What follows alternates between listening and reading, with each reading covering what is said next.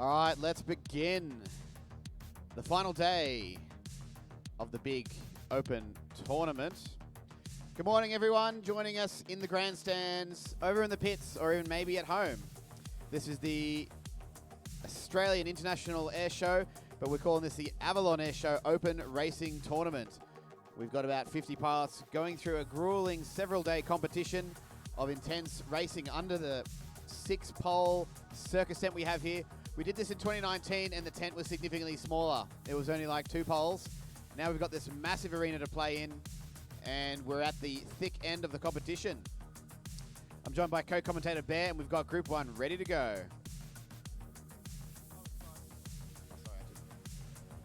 I'm excited for this one, Tim. Yep, this is the fast group. Everyone here is qualified into the top 16. Very unlikely to be bumped out from the elimination rounds. We've got TQ Thomas Bitmatter here, closest to my right. We have Godzilla, who's been fighting for second place, the tall gentleman standing upright. Sitting to the left of him, we have Davey FB, who sniped him for second place. And we have Mac Daddy, our fastest military team pilot. He's sitting in 6th, I think. He deserves to be there just as much as the rest of them. Yeah, this is our top 3, Tim. But he's a little bit outgunned, as you would say. Oh, I wouldn't say that. For now he is. Let's see how it goes during the eliminations, because right now they're just flying the fastest 3 laps they can do to get a qualifying time. But when it comes to eliminations, you've got to finish 4 laps to get through. If you crash, well, we're sorry to see that, but you're out, mate. Thumbs up if you're all ready, pilots. Let's begin.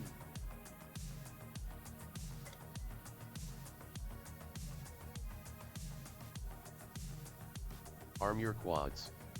Starting on the tone in less than 5.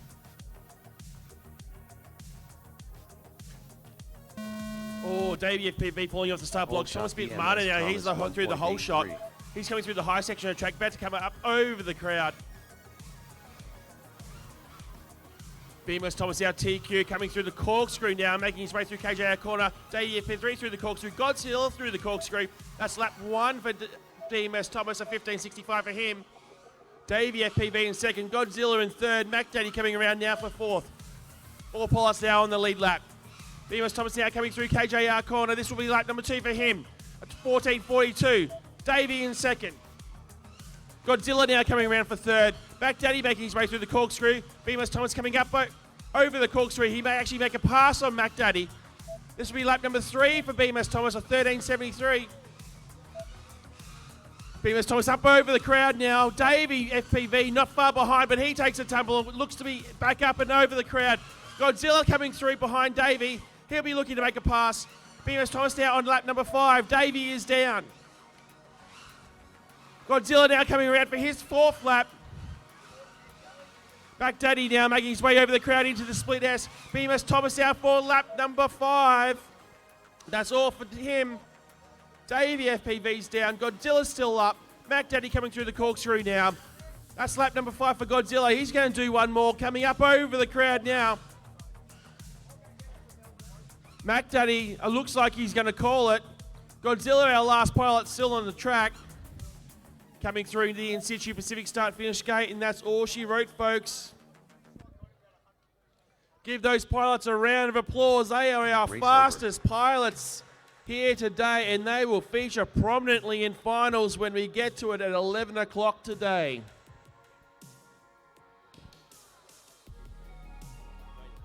Next up, round 19 qualifying 2, with Granger FPV on R1, Mish on R2, Louie on F2, Dimsim FPV on F4, Black Wolf FPV on R7, Bear on R8.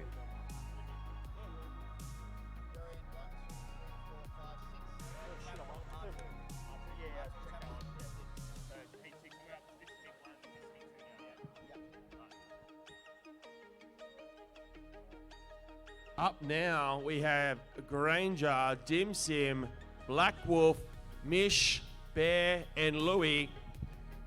Mish and Louie featuring in our Australian Army drone racing team. Granger, Dimsim, and Black Wolf, our civilian pilots. Dimsim coming all the way down from FPV Rebels in Brisbane.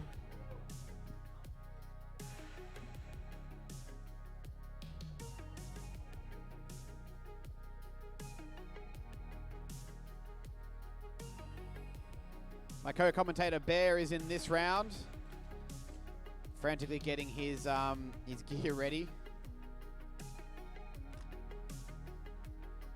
Got a battery charged? He's ready. Got 3 pilots in the arena, just powering up now, testing their stuff.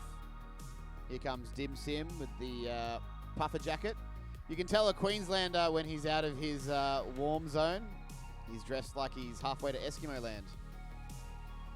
I've only got a t-shirt on too, mate. It's all right. But I'm from Canberra, so I'm used to this cold. This is summer territory for me. We've got someone powered on the. Oh wait, no. I've realised what I've done.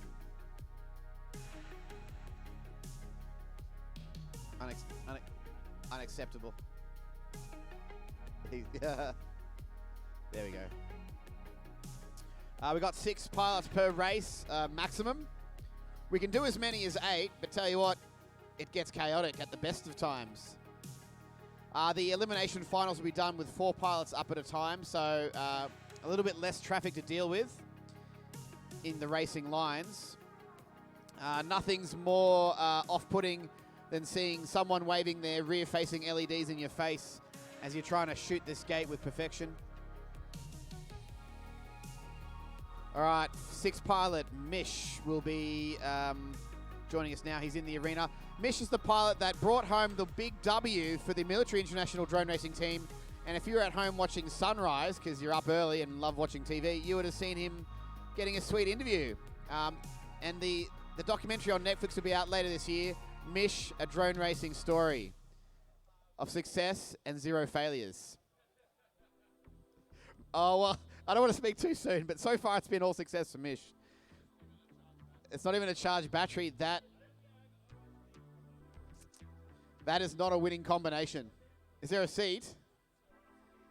We're going to want to get a 6th seat in that thing there. Poor Bear's been relinquished to the back row, but we can still see him there. I got 6 beautiful heads with goggles in there, staring into the abyss of pixelated screens. Thumbs up if you're ready.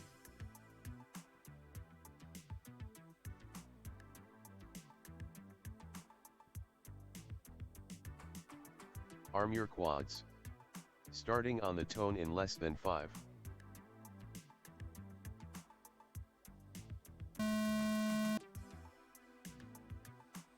All right, being their first battery of the day, no one wants to go full send.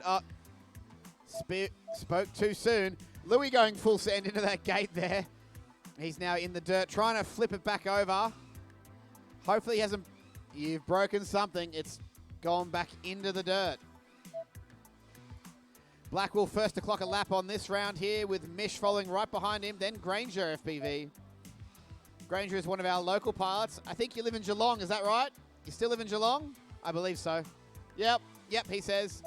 Don't mind me asking him questions while he's trying to focus on flying. He's got enough time to have like a semi-informal interview while flying. Granger, Black Wolf, both on lap 3. They've got good fine form this morning, hitting some very smooth lines. It doesn't look like a wild ride, and I can see Granger in Black Wolf's video. He's hot on his tail. Black Wolf hits the start-finish gate. Oh, the gate after the start-finish gate. He's in the number 9th place, though, with a 16.55 for his last lap. But Granger's getting into the 15s already this morning. He's got the winning formula under his fingers. And hopefully he can carry that through to the elimination rounds. Granger overall in 4th place. Someone's got a loose battery. That's a loose prop. That's Black Wolf. I can hear it squealing. Granger's hooking hard, going with some smooth curve turns. Now on lap number 6, still sitting in the 4th place, but he's only 0.37 seconds off 3rd. So that's Godzilla territory he's knocking on the door of. Let's see if we can bump him out. These pilots are obviously still wanting to push and try and get further up on the leaderboard. If you're in the top 16, you want to keep pushing. You don't want to just cruise along. You want to be in your best form. Hopefully your final form if you're into evolution. If you're into that concept. Dim Sim FPV in 5th overall. He's still got another lap in him, I think, before the battery says no more. Making his way around the top section, diving through, coming past into the center section there. The power leap through the split 2 gates.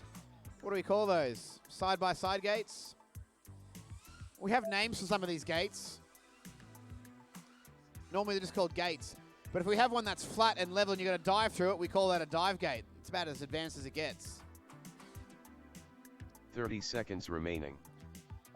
All right, Dim Sim getting in another hot lap there. Is that a real 1391? No, okay. Oh, showing off. Oh, some of these pilots like to show off. Race Some of them over. are pretty big introverts, and I like to make them feel uncomfortable. Yeah, sure. That round is over. That round is official. Moving on to Group 3. Delegator, Bloke, Kentucky, Fast Vader, Sushi Snake, and Bin Chicken. I haven't seen the father-son combo this morning. Oh, hi, Kathy. Okay. They're here. Oh, good. Because news to me this morning, we actually have another scrapping Next up, from round someone who can't 19 make it this morning. qualifying So three, it with looks like someone Delegator who's on just out of R1, that top 16 Bloke bubble on may be R2, rewarded with Kentucky on F2, Fast a bit of Vader luck. on F4, Sushi Snake on R7, they may find Ben themselves Chicken in on the top R8. 16 when they thought it wasn't. Oh, mate, what's the the dust cloud? Thank you for that. My laptop loves the dust. I'm going to probably buy a lot of isopropyl alcohol and submerge the whole thing in it. Some of this, yeah, my equipment is never seen this much dust in its life. It does make me sad to see it all like this. I'm going to go home and tenderly get a toothbrush, microfiber cloths, and wipe it down, wax on, wax off, chanting my inner Mr. Miyagi. I'm not joking either. I'm being for real. Yeah.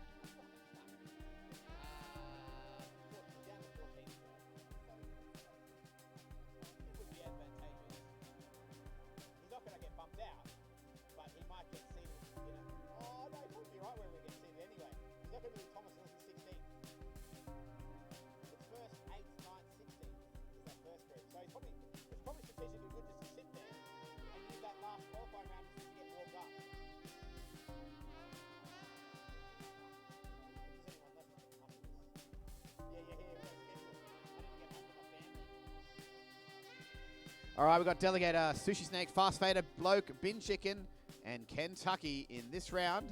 1, 2, 3. I expect to see all of them in this round, so this is going to be a full stacked heat. And we are live on YouTube for the time being, but as the hordes of crowds come in, I'm going to get squished out of the cellular network and have no ability to upload anything meaningful to the internet. We will go dark, offline, not off the grid. Oh, I'm on a generator, so technically I'm off the grid anyway. But we will go silent to the world of YouTube.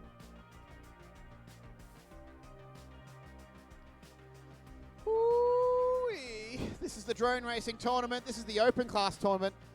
I've been here since Tuesday, and for those first 4 days, we did the military international drone racing tournament, which was just the military teams. We had a team from Indonesia, Singapore, UK, New Zealand, and then we had the hometown advantage of like 4 or 5 Australian teams. And guess who won? Australia, yeah. Cop that, international guests. And so the Australian Army team took the win, the big W overall. The RAF team did not win. Not to say there's a trend here, but normally the Australian Army team wins because they give it all they've got and they practice a lot more. The RAF guys are just high flyers with the sweet trailer. Go check it out. They've even got a fridge and air conditioning in there, so they're obviously living the life of luxury here in this dusty airfield we all find ourselves in. Yeah, the Air Force do it tough, Tim. That's for sure. They do it tough. As they say, you know. Well, I'll say keep this till afterwards. Our pilots are goggles down. Give us a thumbs up when you're ready. I got gridded up for 6. This is looking good. I'm hitting start. No more bets.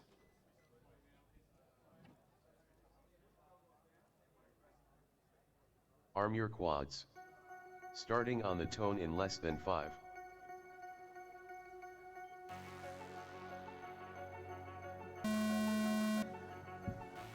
Pole shot Sushi Snake 2.03. Oh, bloke takes a tumble.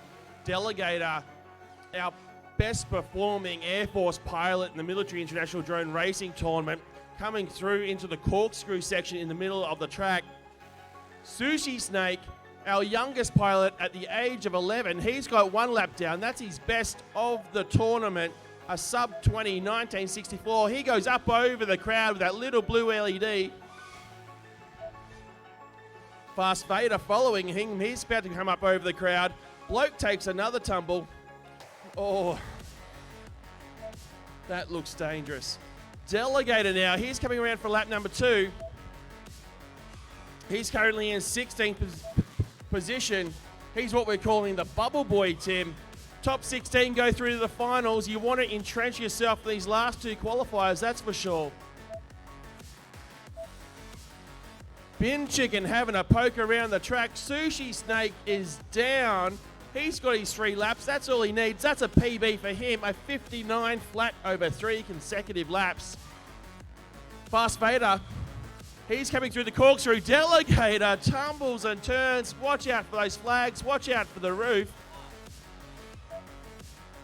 Delegator through the corkscrew, looking very quick. Coming through KJR corner now. Oh, a bit of traffic to contend with. That's his 4th lap. He's only 0.11 seconds away from 15th position. Kentucky now on lap number 4. Bit of traffic for him to contend with. He's on his fastest lap at 24.21.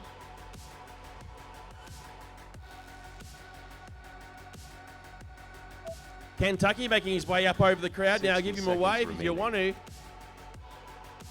Delegate, I think he ran out of battery and just kind of stopped.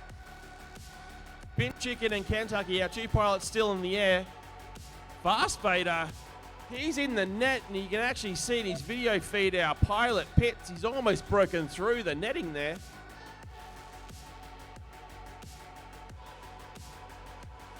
Oh, Kentucky taking a tumble into a gate, trying to get through that corkscrew. 30 seconds remaining. Bin Chicken now coming around for their 5th lap. They're currently sitting in 29th overall.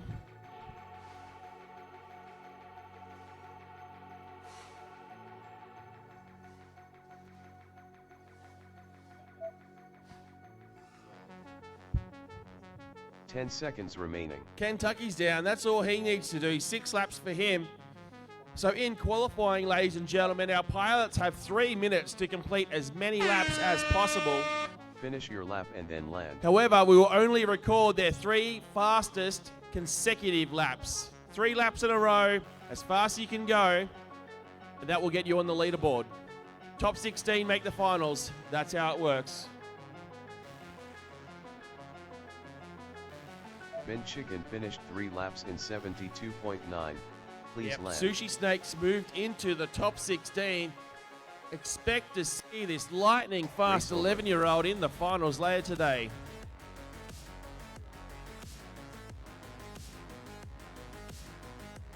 You want to take a quick look at those qualifying results? I do. And now I have removed the pilots who are unable to attend today. So Tilted and Yui Wep would be up there in that top 10 somewhere.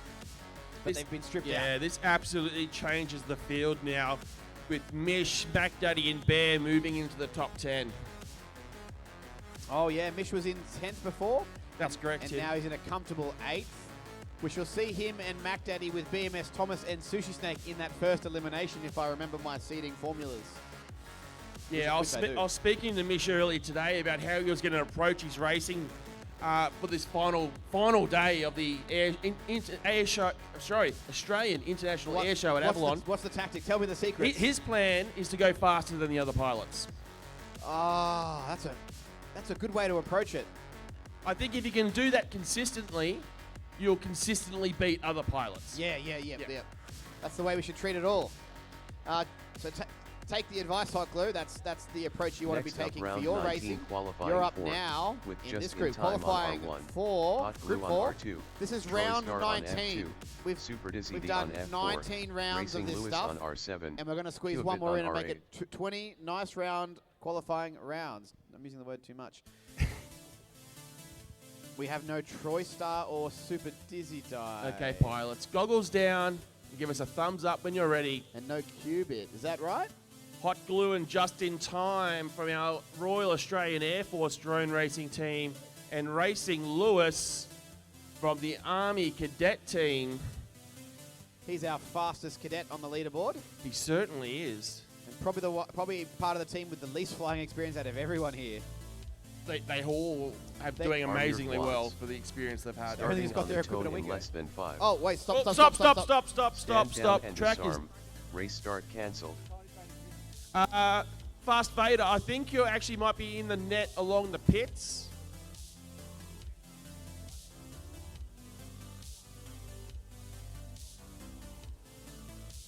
Let's just rewind that one.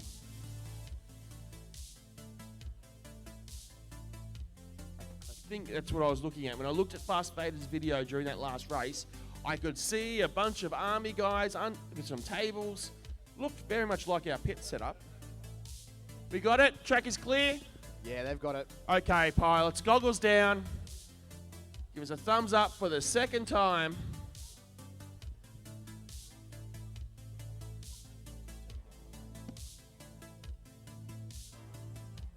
Arm your quads. Starting on the tone in less than 5. A whole group of shot, Hot cadets Glue here behind 2.98. Racing Lewis, cheering him on. Hot Glue making his way through the high section of the track, about to come over what we are calling the top section with the purple LEDs. He comes up over the crowd just in time with the blue LEDs, and not far behind is Racing Lewis. Oh, he takes a tumble coming into the split S. Hot Glue coming through the corkscrew, just as Just in Time is doing the same. Racing Lewis recovers. He's making his way through the corkscrew. Do you think he can make a push for the top 16, Tim? Anything could happen. Just in Time and Hot Glue now on the second lap. Racing Lewis takes a tumble. He's trying to get his drone back up. Just in Time coming up over the crowd with that blue LED. Oh, I can hear a bit of crunching going on out there. Something might be loose. Hot Glue coming around KJR corner. Oh, and so is Racing Lewis. They're neck and neck.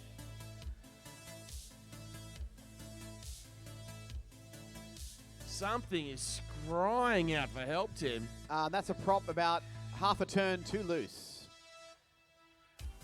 It's going to give up at some point for sure. Yeah, it's been a bit of a common thing for our cadet pilots the last few days is loose props, I think.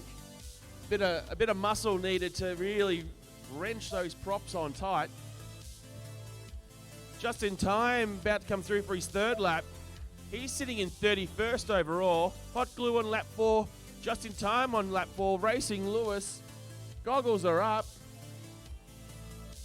Yeah, too many vibrations. He's had to call it quits. Otherwise, he would have risked his drone there, not being able to compete in their other qualifiers. Oh, getting a bit messy for Hot Glue. 60 seconds Looks like remaining. Just in Time may be our only pilot still in the air. Oh, he's going to put on a show, this experienced pilot.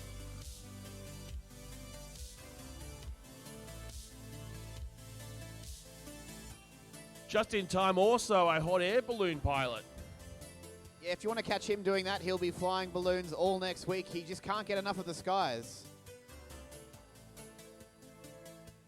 He's a flying fiend. Oh, Hot Glue's back up, though.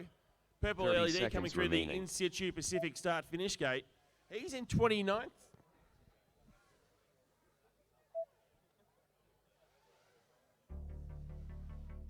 And just to sort of show a comparison in our times, Hot Glue in 29th. He is half a second away from moving into 28th position. 10 Just in seconds Time in remaining. 31st. He is 8.5 seconds away from position number 30.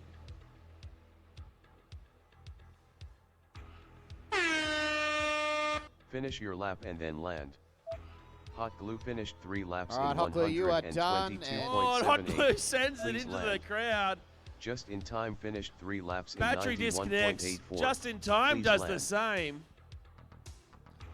He did that yesterday and got it all kinds of wrong. Smacking into that barrier that Don't is feel made of metal. Don't feel threatened. It's a dance of love and kindness. Oh, and here it comes.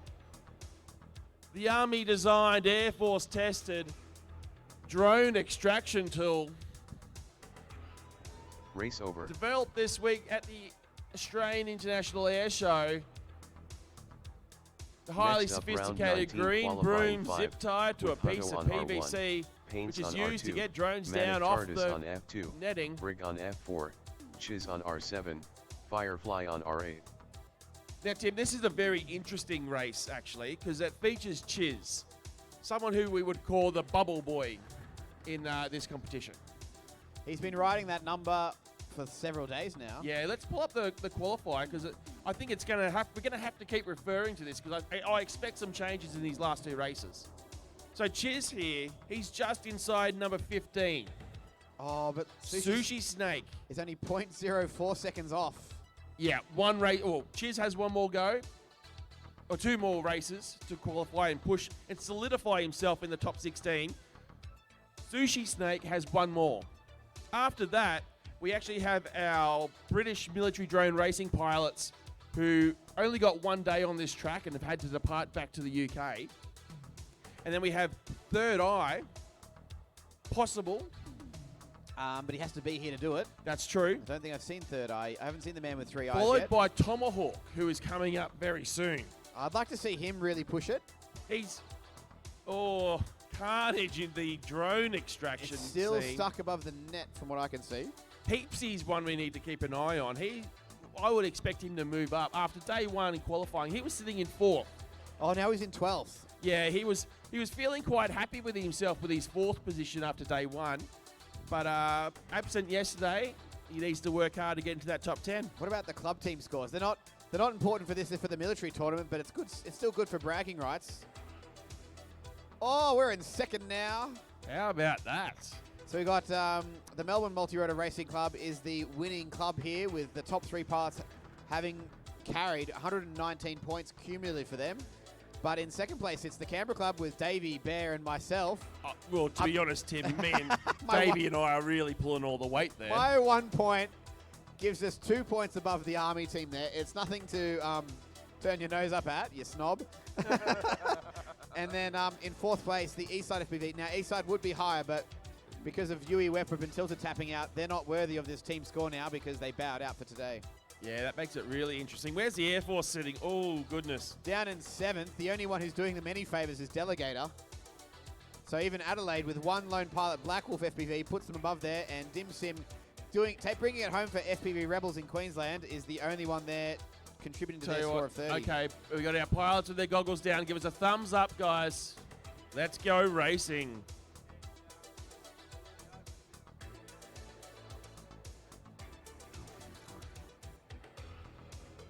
Arm your quads. Starting on the tone in less than 5.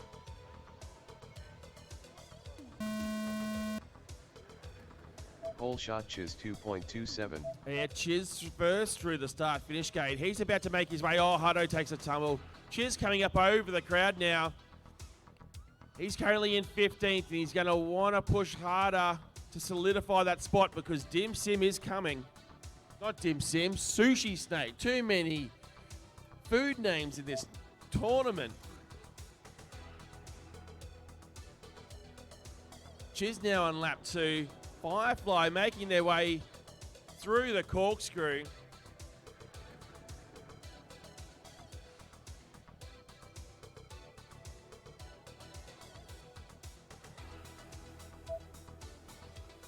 Can you tell me, Tim, what makes a good racing drone?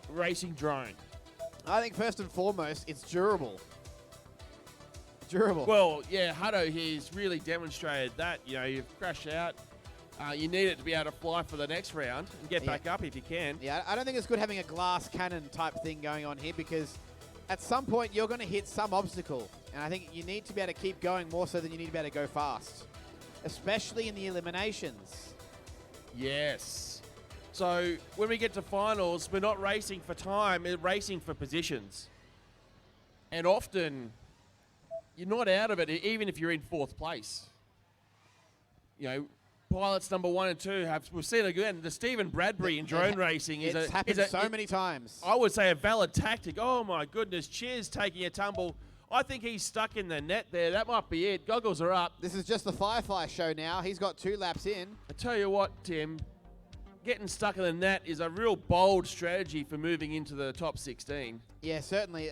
It doesn't normally work out, but sometimes you might be able to get it and keep going. You never know. 60 seconds remaining.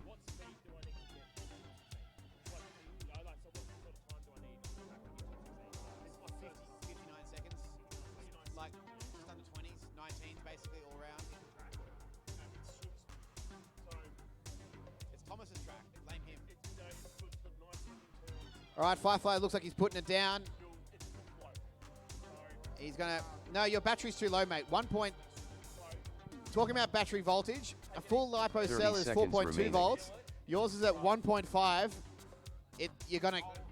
You've wrecked the battery. Did you charge the battery? I don't believe any of you. All of you cadets cannot have flat batteries. It was in the charge box. Whoa. Track is 10 not seconds clear. remaining. Who did that? Who's the loose unit? What was that? We're going to come find out who you are. Yeah, just wait. Is track clear? Finish your lap and then land. Okay, pilots, all disarmed. Track clear. Race over. Go retrieve your drones. No more crashing into the. That was Hutto. Oh, Cheeky goodness. Hutto. No more crashing into the grandstand, please. You're making our crowd nervous. Unless they like it, in which case they would cheer if they liked it. But I'm not hearing any cheering, so I can only. Oh, maybe. Oh, we got All some right, cheering. keep Okay, crashing into them. Send it into them. Next up, round 19 qualifying 6, with Hickster on R1, Huey FPV on R2, Ironoid on F2, Lawnmower on F4, Lost My Drone on R7, Marzi on R8. So, I'm confident. He's a good pilot. He gets a good run, sets him I've had a few issues this week. so nervous. Oh, you're a good video. Yeah, I'd be nervous. Good luck, Huey.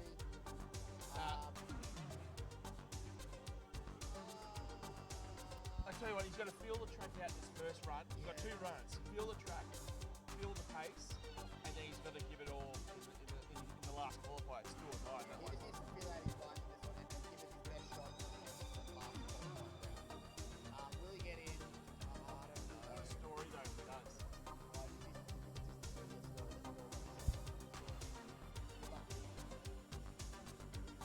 Rightio, our pilots are taking their seats. This is a big one. Huey FPV, the captain of the Australian Army drone racing team, making his debut on this track. He has 2 runs to make the finals. Ooh, we're just waiting on Ironoid to get his stuff powered up. I don't think we have lost my... No. Don't... No. Yeah, you are on F2. Or basically no one is on F2. Maybe someone down in the pits. Yeah, pilots, I think we've said it every day and we'll say it again until we finish. Please ensure you do not turn on your drones, plug in a battery in the pits. That F2 signal's now gone.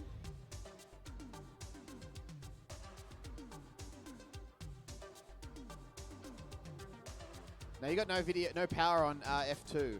As they say when doing a radio check in the military sometimes, when talking about someone's signal strength, they might describe it as weak and unbearable. He's running off to go get another drone, I guess. Are we going to let him do this? But not without a bit of pressure. I'm going to give you 15 seconds to make your seat. 10, 9, 8. Let's get the crowd counting down. 6, 5, 4, 3, 2. I was going to hit spacebar and have the race start thing go. Really? No, that's too trollish even for me. That would have really scared him there. Okay, pilots. Goggles down. Give me a final thumbs up. We've got video for Ironoid, Marzi, Lawnmower, Hickster, and Huey. We lost my drone. One of the cadet pilots has lost his drone again, and he's still looking for it. So he won't join us now. We're hitting start. Yeah, Hickster from the cadet team. Ironoid and Marzi are civilian pilots. Lawnmower from the Air Force and Arm Huey your FPV quads.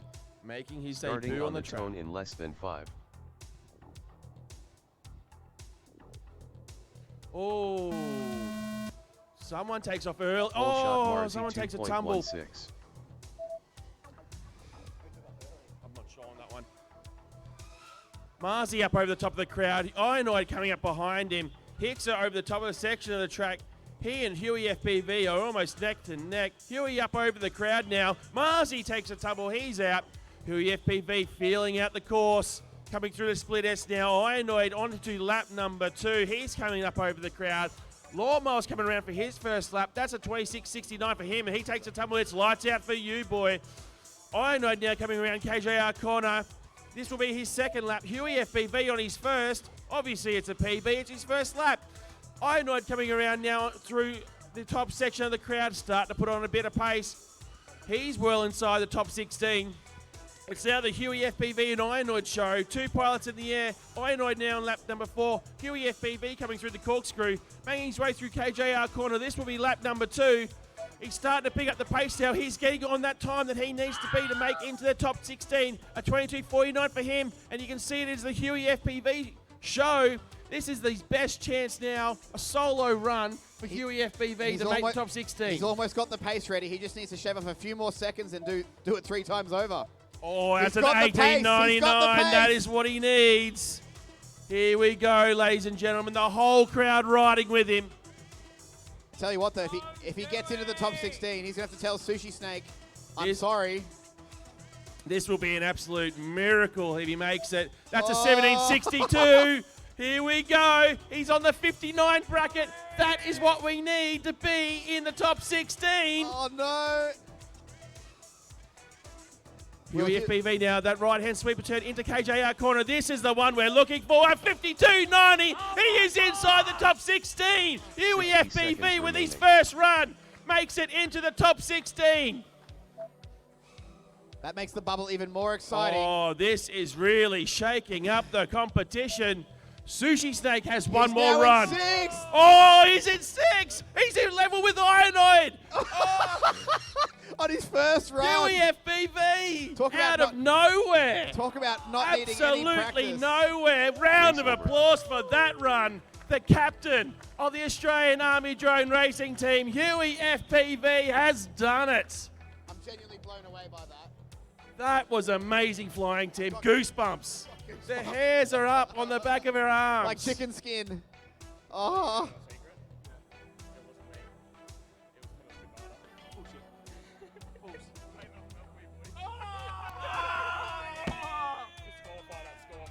Oh my.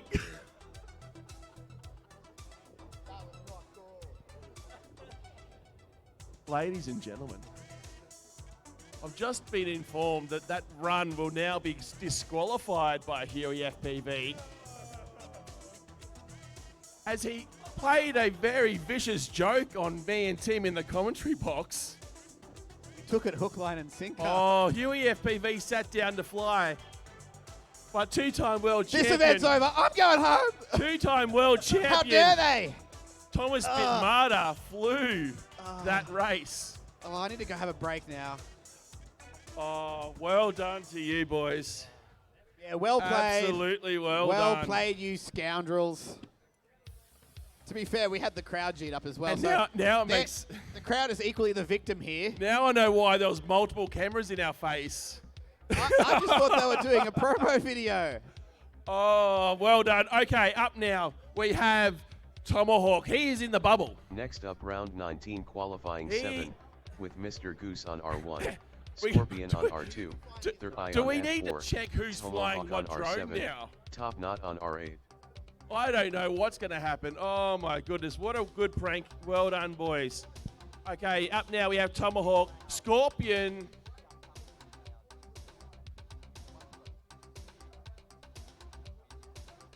Yeah, turn me down a bit more.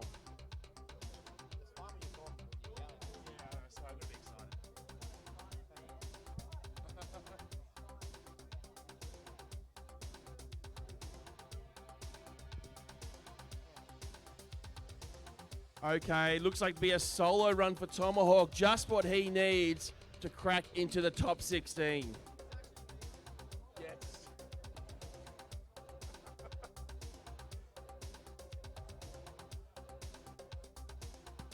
Okay, Tomo.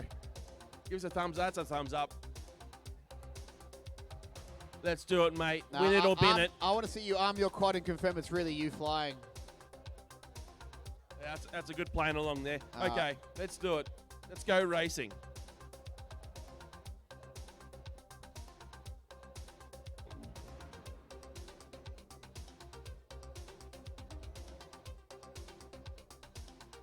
Arm your quads. Starting on the tone in less than 5.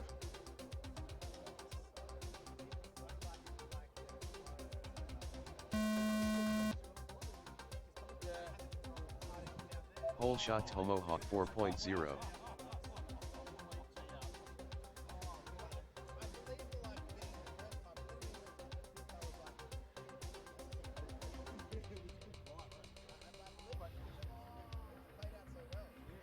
Oh no, Tomahawk down in the ground.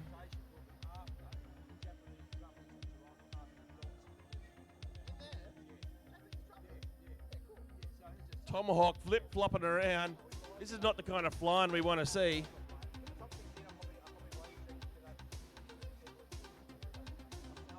Oh, no. This is not how you make the top 16, Tomahawk. Oh, but he's back up. He's back. Oh, jeez.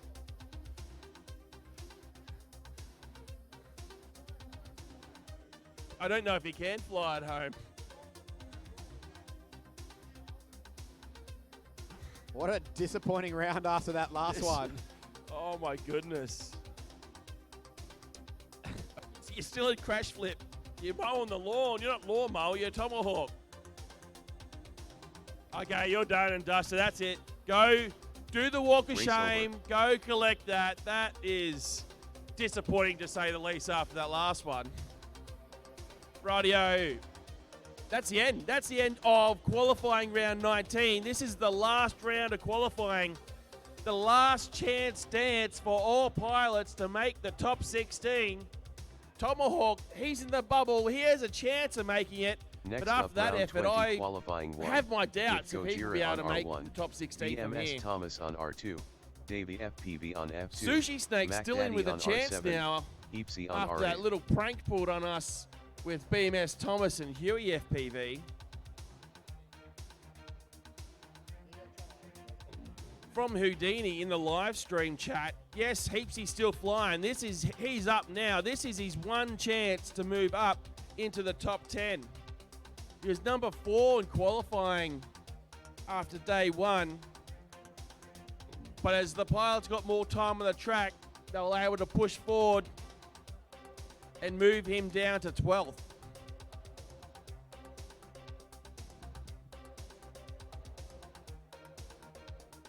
BMS Thomas is up now after already having flown 2 packs in that last round. Perhaps a little unfair. Maybe we should disqualify Thomas Oh, for being complicit in that devilish prank. Could you imagine? Oh, no problem.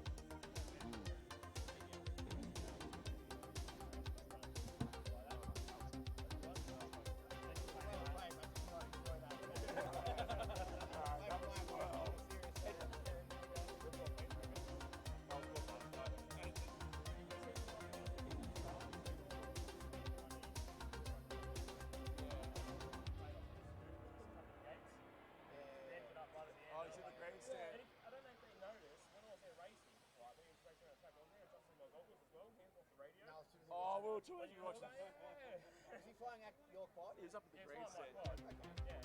Your radio, and you have someone else's radio. No, he's using my radio, my quad. I had my own goggles and I had Sean's radio. We had this like same radio. Oh, we wouldn't have known. Yeah. That was well done, mate. That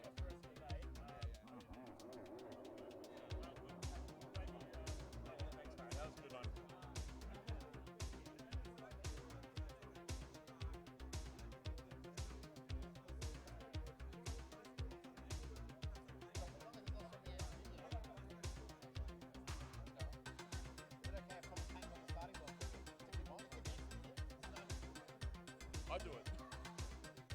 Radio up now. We have BMS Thomas, Dave the FPV, Godzilla, Mac Daddy, and Heapsy.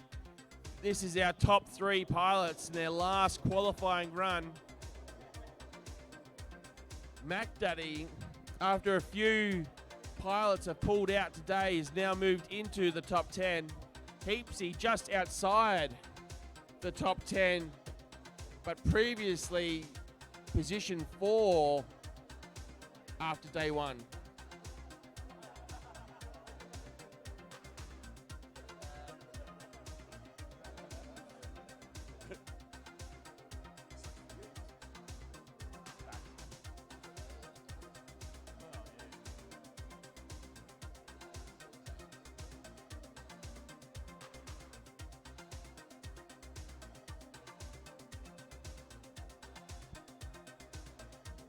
Godzilla needed to change out a battery. I tell you what, Tim, a flat battery's not a winning strategy here, is it? No, you're not going to get far with a flat battery. You might get 1 lap in, but then you'll be put to bed by the lack of volts.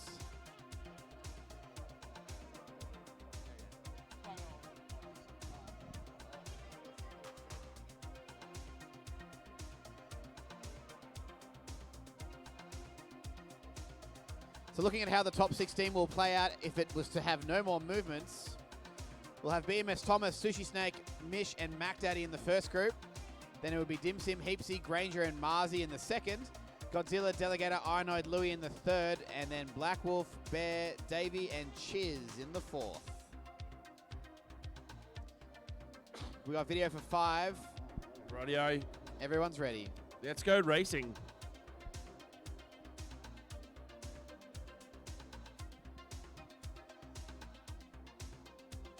Arm your quads. Starting on the tone in less than 5.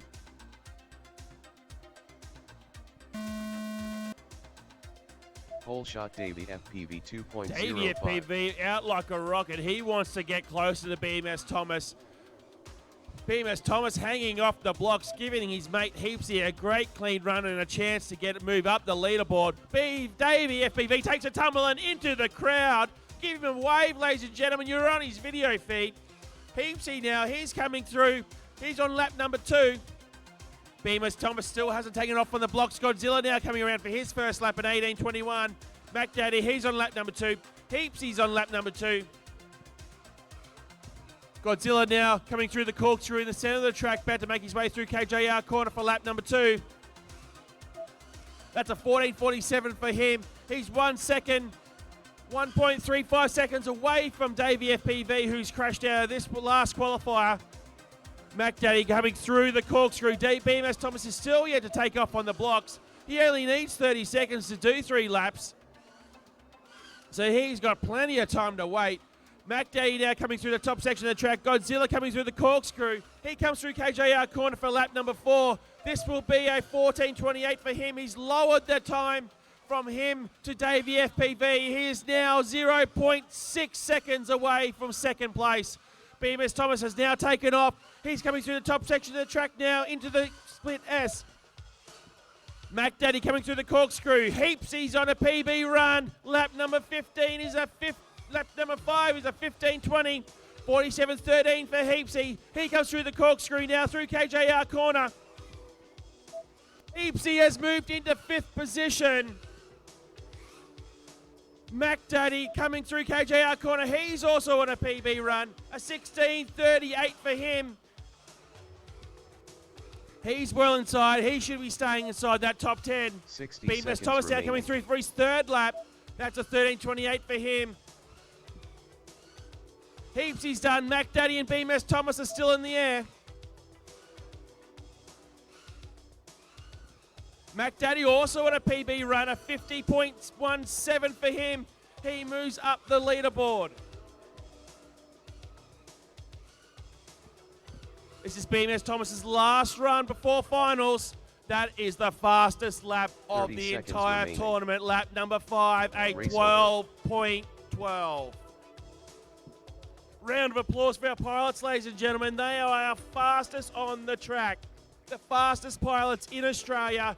here at the Australian International Air Show.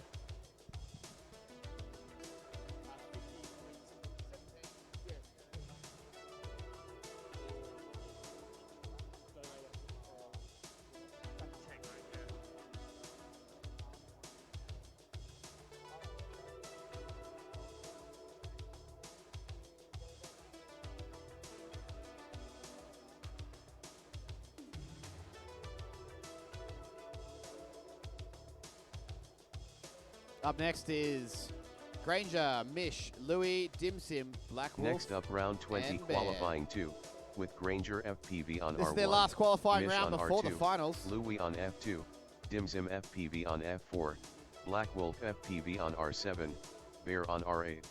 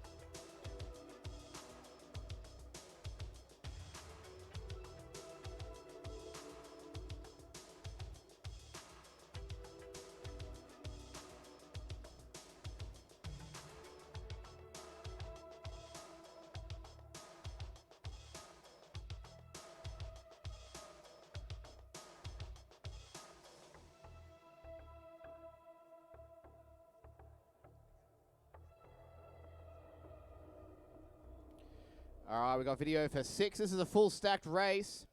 These parts are also fast as far as I'm concerned. No one's in the track. Oh, way back there.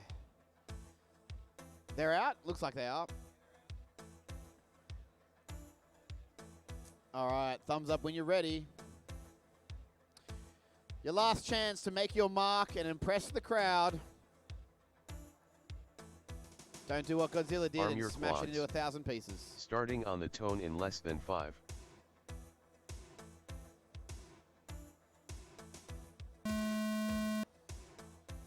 Hole shot Mish 2.18. Oh, Louis smashing out early. Same with Bear, tumbling on the ground. Looks like 2 pilots haven't even taken off yet. Granger and Mish are just sort of chilling.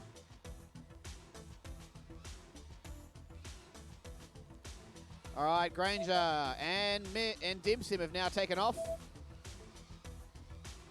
Bear with an unusually fast hot lap of 7.26. That's a false one. I know it when I see it. Black Wolf and Bear working their way on lap 2, but Mish is leading this pack with an 18 and then a 16. His new hottest lap of the tournament. Lights out from Black Wolf. It's nothing but static. We're down to 5 pilots now. 1 is down. Granger in the 4th position there, working on lap 3. Bear has a big smash and ends up in the net. It's goggles up from Louis as well. They're dropping like flies. Down to Granger, Dim Sim and Mish. Granger now busts into the 13 seconds with a 13.81 for lap number 3. Looks like he's going to try and push and take 3rd place off Godzilla. But now that those dreams are ruined, as he has a bit of a tumble and hits the grass. Mish now with his hottest lap, a 16.5. He's still in the number 12 spot with a 50.51.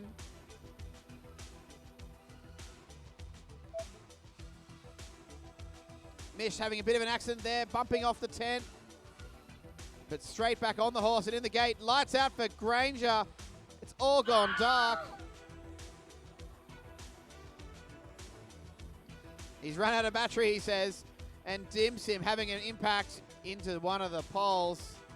He looks like he wants to keep going, though. I would not 60 recommend seconds it. remaining. Oh, no, he's up. Track is still live. We've still got 1 pilot flying. Dim Sim in the 6th place overall. Yeah, he's still in the 6th place. He hasn't been moved up a notch or down. Having another tumble, rolling in the dirt. Just, you got to know when to hold him, know when to fold him. Race over. And he's folded him. Mish does improve his time there, but he will still be in the 12th spot. 50-51.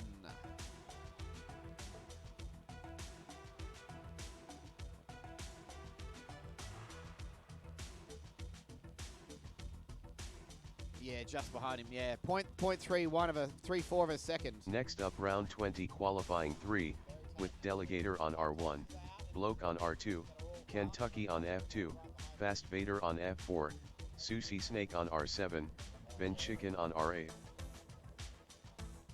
Let's get the third group up now. Delegator, Sushi Snake, Fast Vader, Bin Chicken, Bloke, and Kentucky.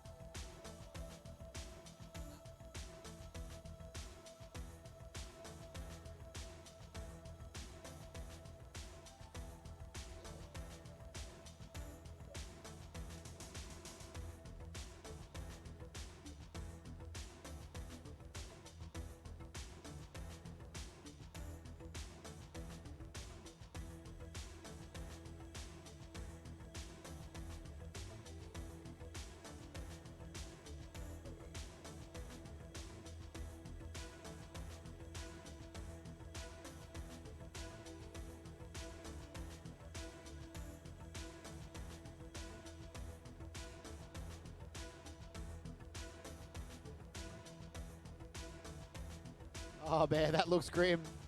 That is not a true X quadcopter. Oh, yours is equal. Yours is sadder. Oh. Oh. Yeah, Godzilla takes the win for his carnage. If you can see on the camera there, the head is sheared off, dangling like an entrail. And if you look closely, this flight controller stack is meant to be straight, but it's all kind of bent. He's bent all the screws. You'd kind of be suspect about whether any of that is going to work again. The flight controller still turns on, but with a USB port looking like it's been chewed on by the military working dogs, you're never going to be able to program that again. If you've played any of the old 90s first-person shooters, we call that a good taste of quad damage. Because it's a quadcopter and it's been damaged. Get it? Yeah. I thought it was funny. Thank you, Millhouse. Bloke? He's out.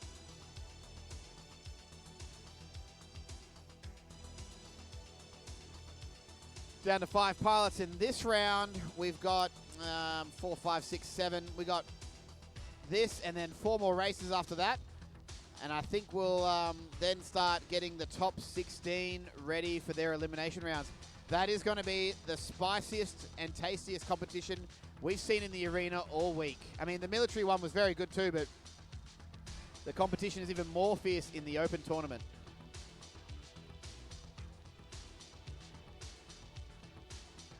Stripping off? I'm not stripping off. What are you talking about? Thumbs up, pilots, if you're ready. And let's do it.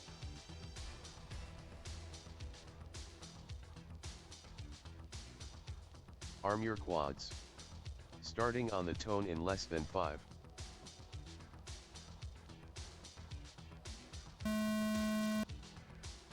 Whole shot Delegator 1.97.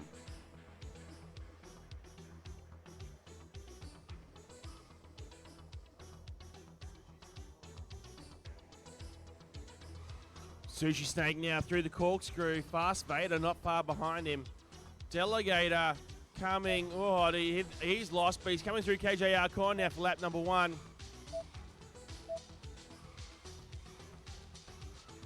Delegator Delegator's now just inside the top 16 in 14th position. Sushi Snake though, he's the one we're riding with. he has the chance to move into the top 16.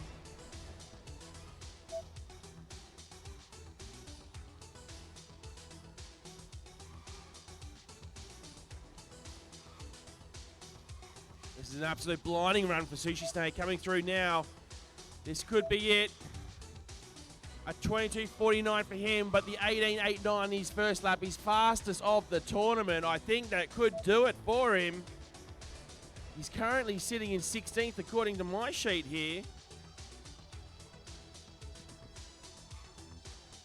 He's going to have to wait and see how the other pilots go to whether or not he can make the top 16 finals. Fast Vader also on a PB run, a 68.67 for him. Ben Chicken, after an absolute blinding first lap for him at 22.85, appears to be looking down at the dirt as his Fast Vader Delegator just bouncing off the walls like they're nothing. He's our only pilot left in the air now. Delegator from the Royal Australian Air Force. Probably our number one pilot for the Air Force team. 60 seconds remaining.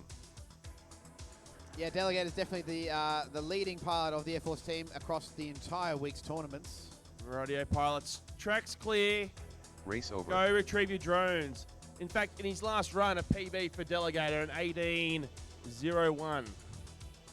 Next up, round 20 qualifying 4, with Just in Time on R1, Hot Glue on R2, Troy Star on F2, Super Dizzy D So on F4, Sushi Snake Racing Lewis on R7, sitting in Cupid in on the R8. 16th position. His first time on a racetrack was only 3 weeks ago. At the age of 11, he looks to be heading to the top 16 finals, Tim.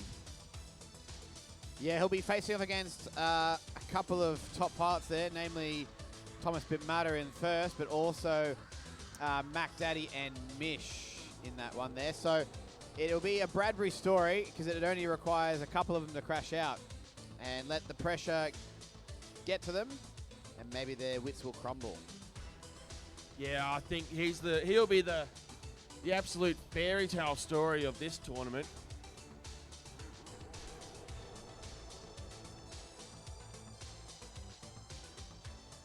Radio up now, we have Hot Glue, Just in Time, Qubit, Racing Lewis, and no Troy Star Super Dizzy Die. So Hot Glue and Qubit from the Royal Australian Air Force.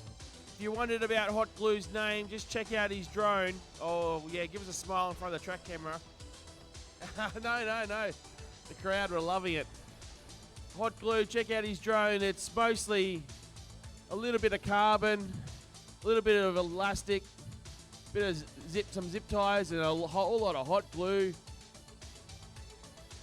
Not to mention the hopes and prayers of the Royal Australian Air Force keeping that thing together. Radio pilots, goggles down, give me a thumbs up when you're ready.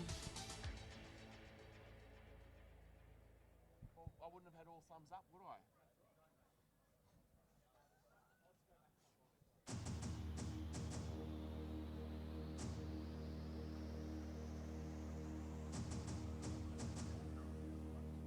Arm your quads. Starting on the tone in less than 5.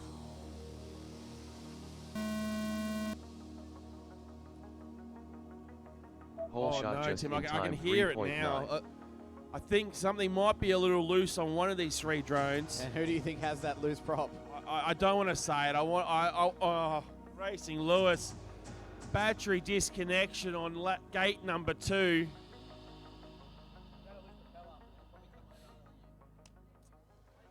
Just 2 pilots down this one. Hot Glue and Just in Time. Hot Glue in position number 27. Oh, and Just in Time in position number 29. Just inside our top 30, takes a massive tumble. His goggles are still down. He's flicking a whole bunch of switches trying to get his drone to work. I don't know how that's going to go for him. So it could just be the Hot Glue show with what could be his last run here at the Australian International Airshow at Avalon. Let's put in a good showing.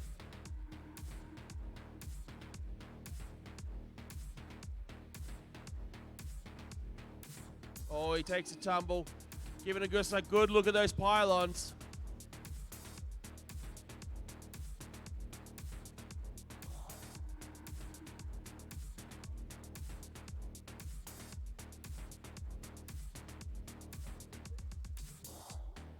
Yeah, Hot Glue, this looks to be your last run.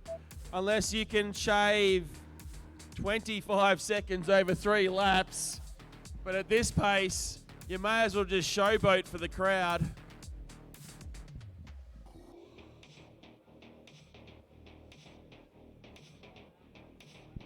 Ladies and gentlemen in the crowd, you got to keep an eye on this pilot because every time he finishes a race, 60 he's going to seconds send remaining. it right into that net right in front of you.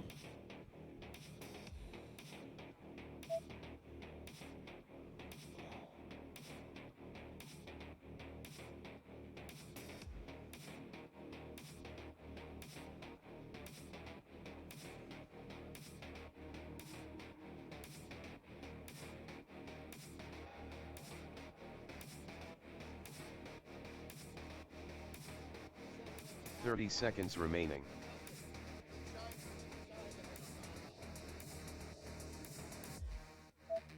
Okay, this is lap number 6. This could be his last one. Oh, and into the roof and on top of the crowd. There it is. He's done it every time, ladies and gents. A big round of applause. 10 seconds That's remaining. his last flights here under the big top in racing. I dare say he'll Race have some over. more later today in free flying practice. Next Well up, done round to 20 you qualifying guys. 5, with Hutto on R1, Paints on R2, Manic TARDIS on F2, Brig on F4, Chiz on R7, Firefly on R8.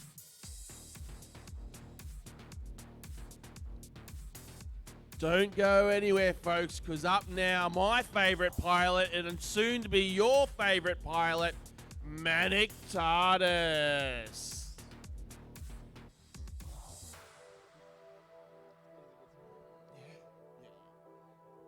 Hutto from the Australian Air Force is up, as is Chiz. Now, Chiz is an interesting one. He's sitting in 15th.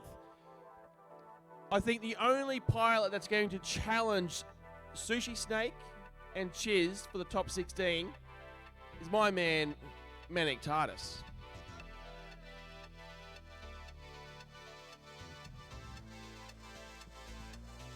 Yeah, he's just... Manic TARDIS just asked me what kind of a time does he need, and I've advised him now that he needs to drop 2 minutes over 3 consecutive laps to be able to make the top 16. Not impossible. But unlikely.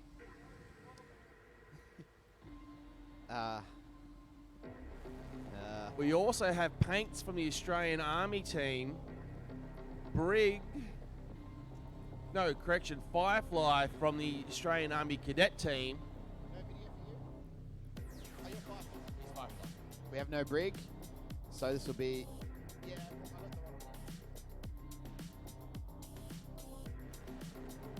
we're down a Brig in this one, but we do have a Manic TARDIS. That's what's most important to us now.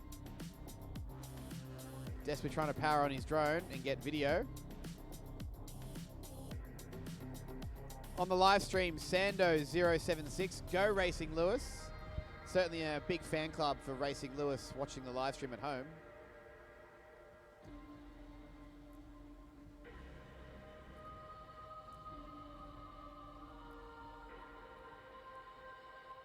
So, just some statistics on Manic TARDIS's run. Our pilots are allocated. Oh no, he's out. I had some good data on your flying though. I'll tell it though. So, pilots are allowed 3 minutes to complete their 3 consecutive laps, Tim. But however, if they make it through for their last lap before the buzzer, they're allowed to finish their lap and it counts. We go into overtime for a So bit 3 minutes for the pilots. Manic TARDIS, with a time of 232 seconds for 3 consecutive laps, is averaging 1 minute 20 per lap. for 3. That's all right. So more than the allowed time. It's an impressive effort. Most amount of time on the track for him. Okay, pilots, thumbs up when you're ready.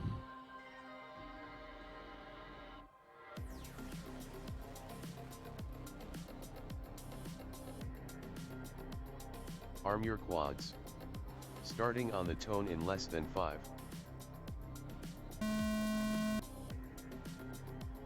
Whole shot Chiz 2.74.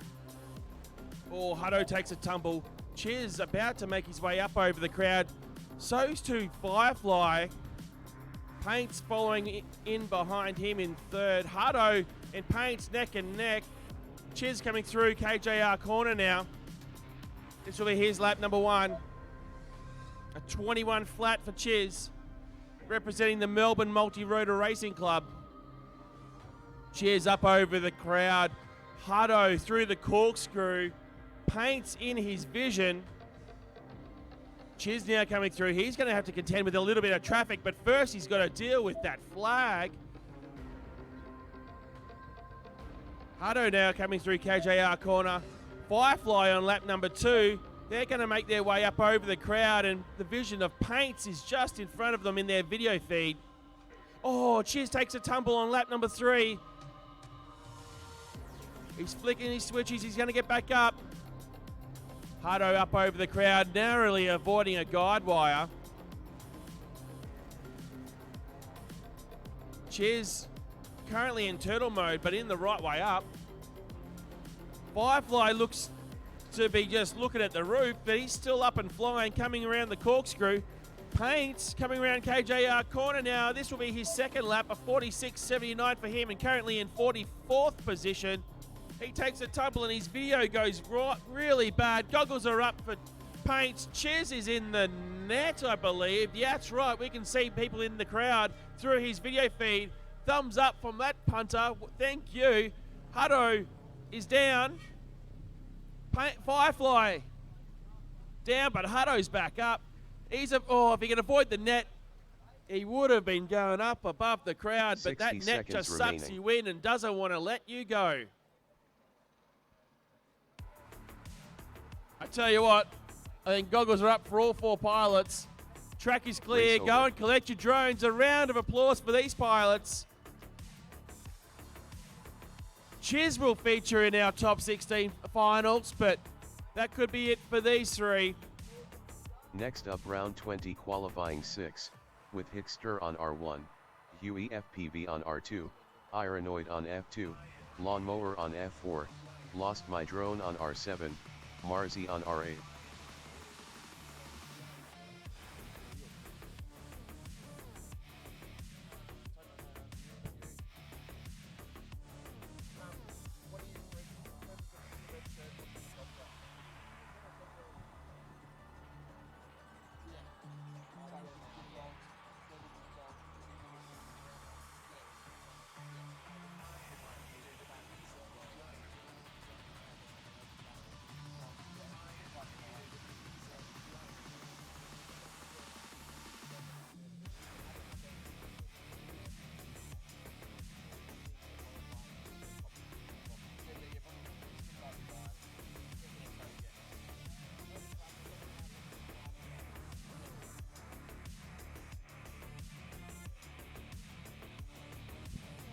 Radio up now, we have Ironoid, Marzi, 2 of our civilian pilots in our open class tournament. Lawnmower from the Royal Australian Air Force. Hickster, one of our cadet pilots here. And our original prankster, Huey, is not featuring in this race.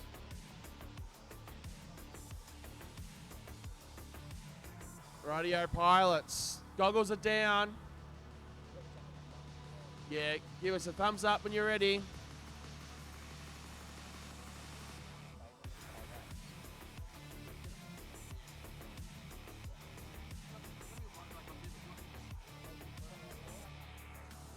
Arm your quads. Whoa. Stand down and disarm. Race start cancel. What are you My doing, goodness, Sam? if you're going to enter the arena after the thumbs up, You need to announce your you presence. need to let us know. you would have gotten a very dangerous and horrible haircut Disqualified. if we hadn't have noticed that. My goodness. Okay. For the second time, thumbs up from all pilots.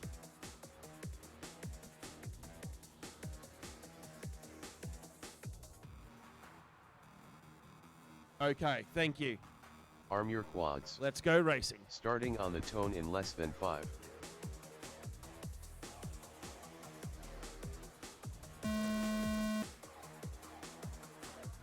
Whole shot lawnmower 3.12. Inoid and Marzi going through the whole shot together. They're about to make their way up through the top section over the crowd. Hickster, he's going to make his way through the Air Force high section and up over the top into the crowd. Oh, Inoid takes a tumble into the crowd. He's in the net. Trying to get out, but we can see the crowd. Give us a wave and you'll be featured on his video feed. There we go. Marzi's still in this. He takes a tumble. Lawnmower now coming through the high section. About to, oh, he hits a gate. That could be him done for the day. Marzi's still in this. He's coming through KJR corner. Oh, one of our red shirt friends. They're trying to get Inoid out of the net, but doesn't matter. He's goggles up. He's done. He'll feature in finals, though. Don't you worry. Lawnmower now coming through the corkscrew. Hicks is still in this. He's on lap number 2 coming up through the top of the crowd. Oh, Lawnmower down on lap number 3. He's currently sitting inside our top 30 in position number 26. He won't feature in finals, but you'll dare say you'll see him later today in free flying. Hicks is in the ground on lap number 2.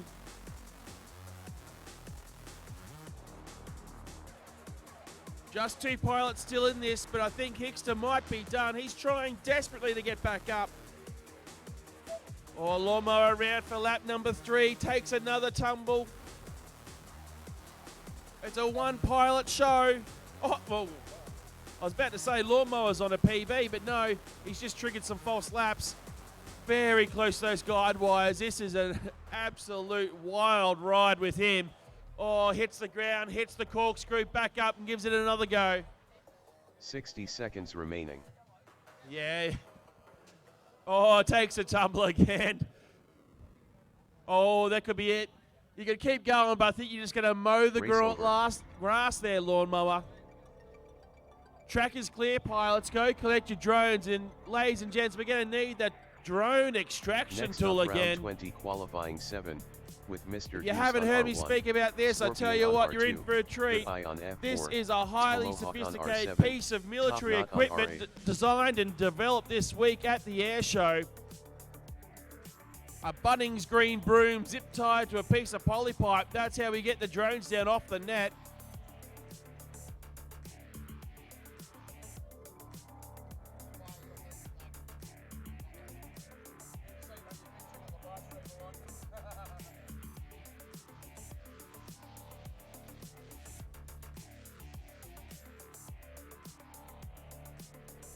Now, Tim, this is one to watch. Tomahawk.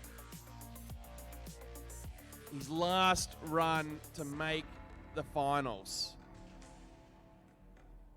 It may sound impossible, but he's sitting in position 22, but ahead of him are 3 of our British military drone racing pilots who are absent from the last 2 days of qualifying.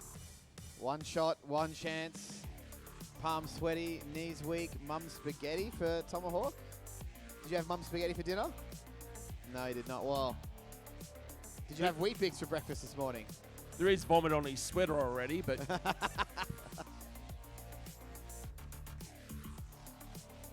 Also in this one of our cadet pilots... What are you looking for? Which one of our cadet pilots? Who's up? Who's up? Yeah.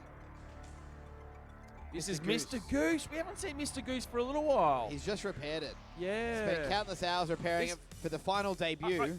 Tell you what, it's been a great learning experience for our cadet pilots because you can only learn about the challenges of race day when you actually go through a race day. Building, flying, racing, repairing. and experience the first-person trauma. Oh, yep. Okay, 2 pilots in this one. Have we extracted the drone from the back? Oh, good question. Just check the video feeds if we could. Yeah. Yeah,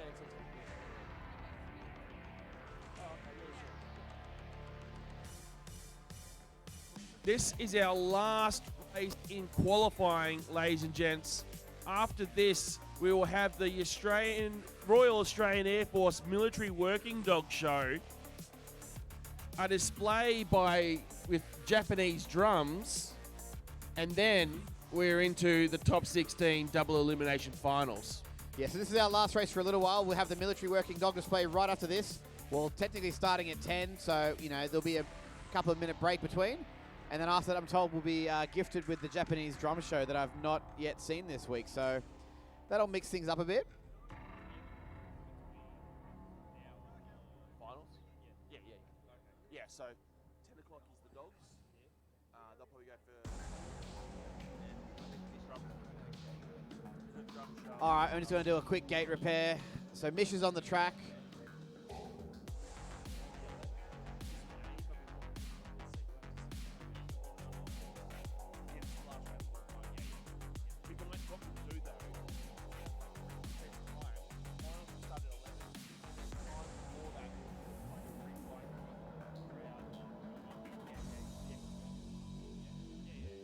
Starting shortly, just waiting on Mish's lovely track repairs.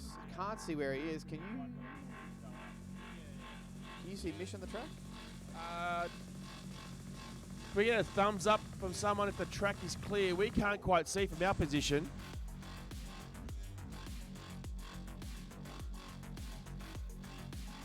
I think our track repair has been done.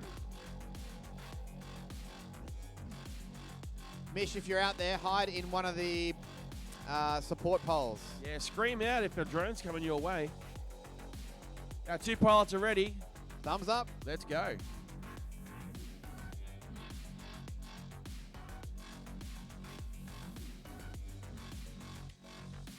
Arm your quads. Starting on the tone in less than 5.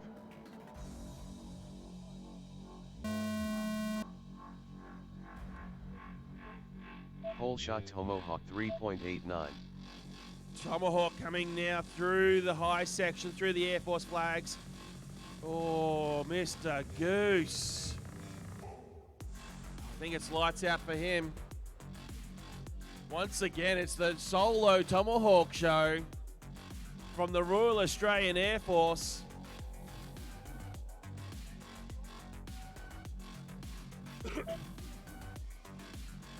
Oh, he has sent it into the ground, that's for sure.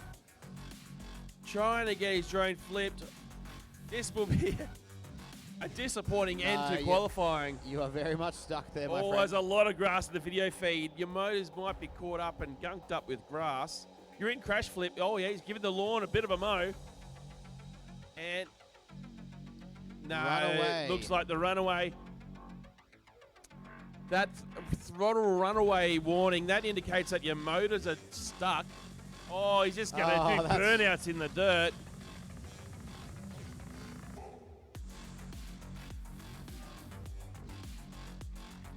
Oh. I'll tell you what, that's what the crowd's come to see. Yeah, digging dirt. Drones on the ground, just kicking up dirt and grass. Oh, no, he you've tried. got to sheared prop again or something. Well, that was a bit of an anticlimactic end to qualifying, but we've done it. Don't go anywhere, ladies and gents, because starting in 4 minutes' time, the Royal Australian Air Force Military Working Dog display will be right up in the drone and bone zone here at the Australian International Airshow at Avalon. Grab a seat, because you're going to want to watch this. Well, we got a bit of time, Tim. How's our top 16 looking? The results are now final, and there's no more changes. We have our top 16. Sushi Snake makes it in as Bubble Boy with exactly 59 seconds for 3 laps. Just ahead of him will be Chiz, only 0.04 seconds ahead, but they'll see themselves in different groups during the elimination rounds. Delegator will take 14th place, Marzi with 13th. Louis in 12th place, Bear, my co-commentator, in 11th. Black Wolf in 10th, Mish in 9th, Mac Daddy in 8th, Ironoid 7th, Dim Sim 6th, Heapsy 5th with a great effort there. He only did a couple of rounds on Friday and then nothing on Saturday. Came back in and bolted straight into 5th place with only one battery. Very good effort there. Granger in 4th, our top 4. Davey FPV in 3rd. Looks like Godzilla did pip him by a smidge this morning. I can't believe we actually missed that. Yeah, when did that happen?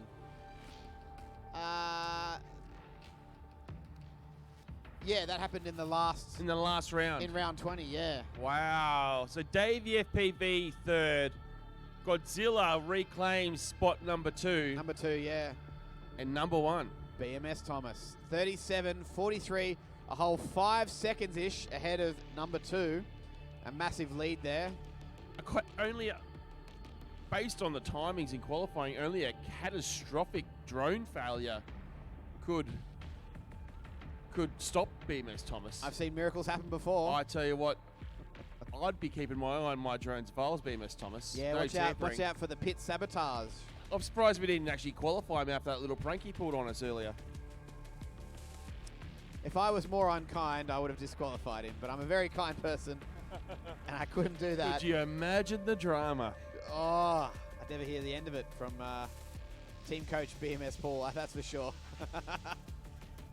All right, this is going to be it for the qualifying. We've got the military working dogs up now. Yeah, in 30 seconds time.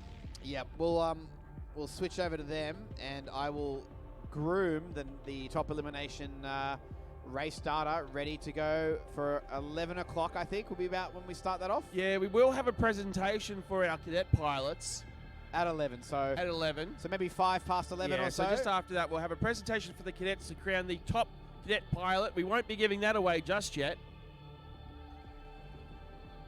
And we'll be back for the final top 16 tournament of a 6-day drone tournament show under the big top here at the Australian International Air Show 2023. So we'll be back with you soon. But for now, let's see some military working dogs chew on a man in a puffy suit and show... I wish my parents' dogs were this obedient, and show some real obedience of what you can do with a dog that's been trained very well.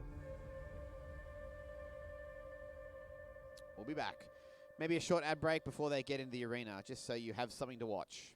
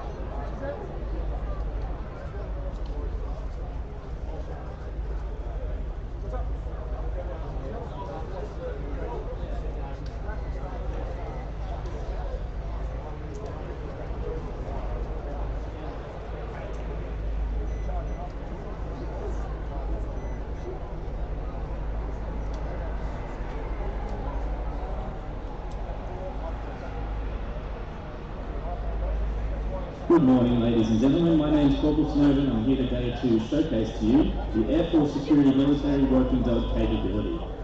Here you can see Corporal Lawton and military working dog Sigma.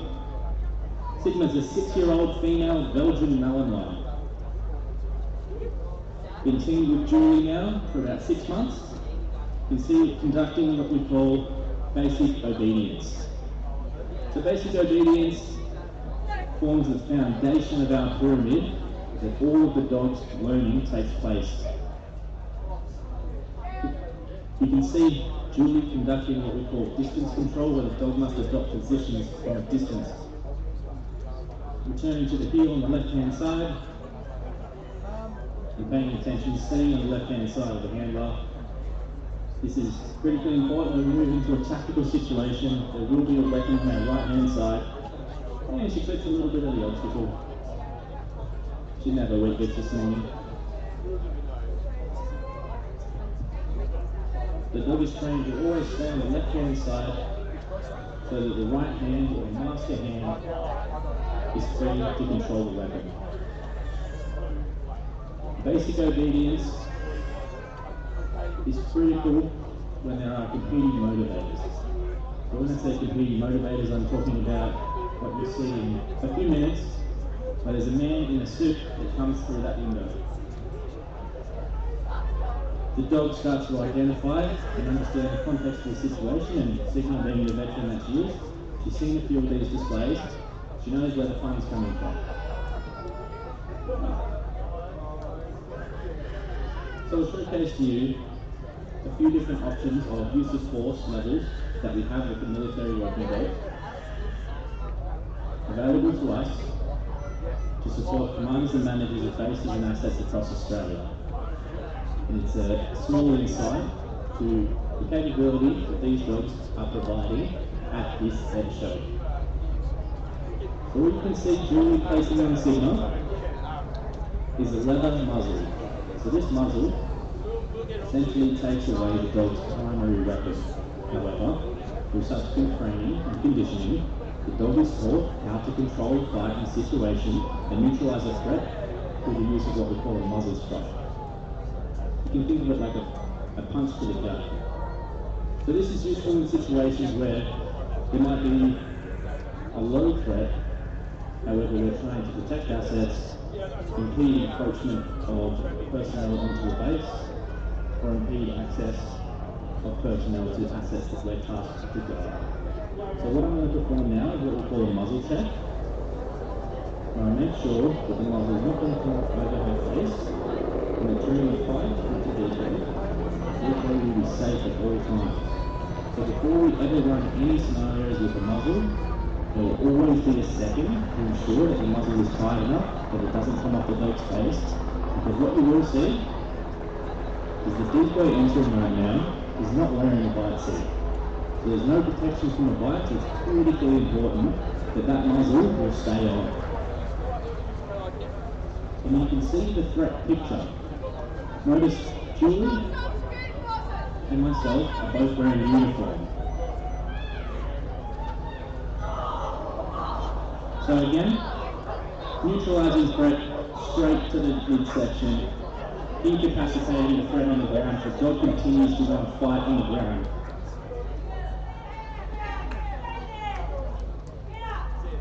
So you can see now the threat can be escorted away by a team member,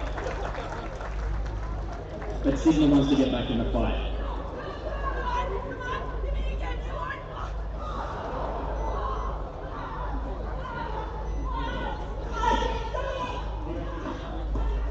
Sigma's having a time with that. So you can see how much these dogs want to work and want to fight. This bred has been selected by police and military canine across the world for their insatiable appetite to work. You can see her focus is purely on the threat that she's just neutralized. So now the team member will escort the threat away, and she understands that her teammate forms part of the relationship with the handler, and that this picture to the dog of camouflage uniform is never a picture for the dog to target. She understands that we form part of the team, and that commands that come from anybody wearing this uniform will lead her to reward and better her own situation. You can see how happy she is. She's done a good job, but she just wants reward from mum. Doesn't care about me. And now she's going to wrap mum up. Need some Benny Hill music. So, we've just displayed to you a use of force option we have in event of civil unrest or protest at front gates or people encroaching upon assets where it may not be feasible to have the dog deliver a bite or it's not warranted. Now we're going to display what everyone wants to see, which is the dog use all 42 teeth and a whole load of bite pressure. You will Julie issue the challenge.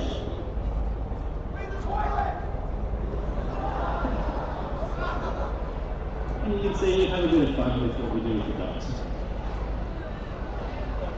So immediately upon command, Sigma unleashes, so Julie unleashes Sigma's collar and issues the attack command. And because Alex is the decoy, is encroaching upon the dog's space and the handler's space, the dog assesses that as a threat and says, I need to take that down. And you can see Sigma's having a lot of fun, staying in the same place on the bite. The dogs are trained to bite and to hold. This allows team members to come in and effect an arrest where warranted. And you can see we enjoy our job, even though it might hurt. So I talked before about basic obedience and why the dog must listen to command. Julie's given the lead command. Sigma doesn't want to let go. Call the dog to heel and she's like, no, I want another go. And now we're going to get this bad guy out of here. He looks pretty sus. Then you might get the cops down here and take him away. But you can see Sigma's ready and raring to go. She's saying, let me go, Mum. I know he's still bad. Julie issues the attack command. You can see how quick she moves. So you can see the critical importance of identification of friend or foe training in the development of these canines, because at no time did Sigma look at me or look at my teammates. She only had eyes for the threat.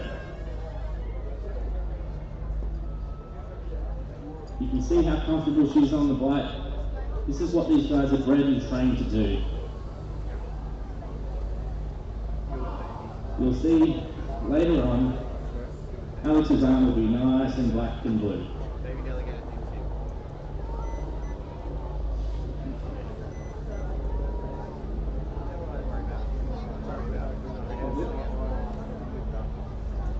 Let's give everyone a little bit of a show here. Give everyone a look at what it's like to be inside the suit and have 32 kilos hanging from your tricep.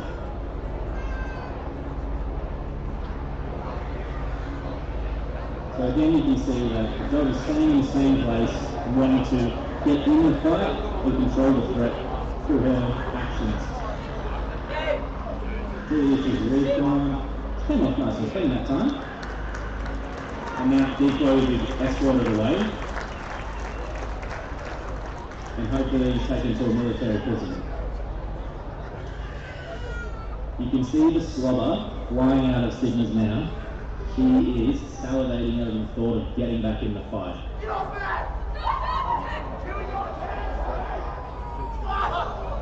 So we'll let her have another go.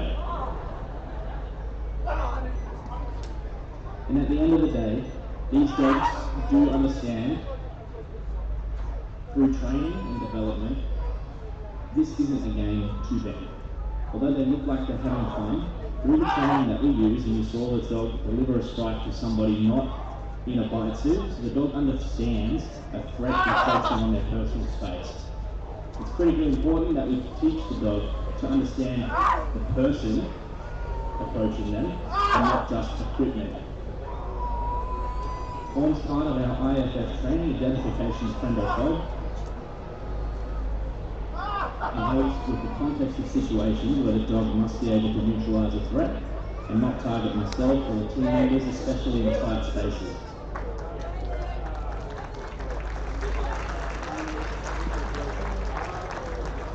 And you can see Sigma went to round 4.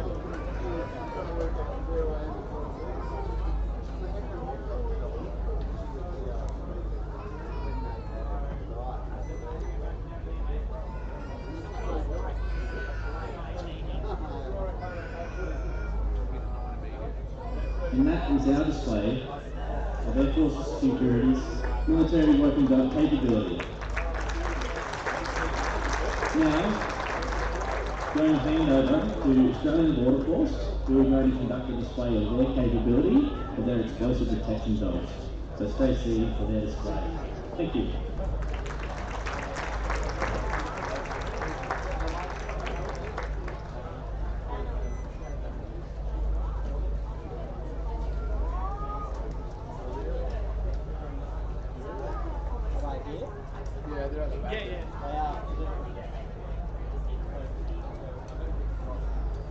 Nothing like a quick transition. Waiting at the gate, ready to go.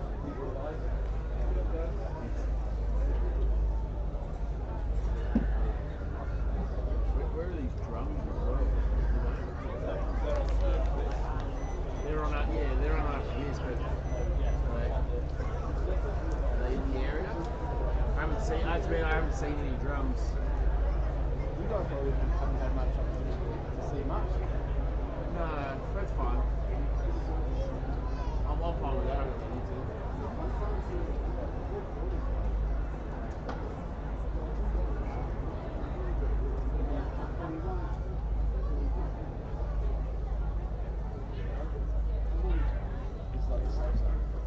So everyone, just give me a sec while we set up our volunteers.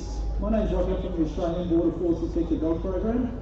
Today we're going to show you one of our explosive dogs' capability of searching passengers, especially leaving the country. So this is something that we do every day. These dogs work pretty much everywhere with the Australian Border Force. All our areas that we deploy in and search, we have our canines available. So we don't just have explosive detector dogs, we have currency, firearms, cash, tobacco, and obviously drugs as well. So I've got my handler here, Sarah Kate, who's going to be deploying explosive detector dog pack. What we're going to do is we're going to search a line of people first, and we're going to show you how they search passengers at the airports. Not just the airport, cruise ships, anywhere where there's people that we need to do best screening. Not only that, we also do a lot of events as well for our stakeholder enforcement agencies like Federal Police and Vicpol as well, depending on which state you are. And we also search a lot of stadiums before the public or you guys come in here and start watching the show. So today we'll deploy Pat, get you to stand back and enjoy the show. It'll be over pretty quick, so try not to blink or look away.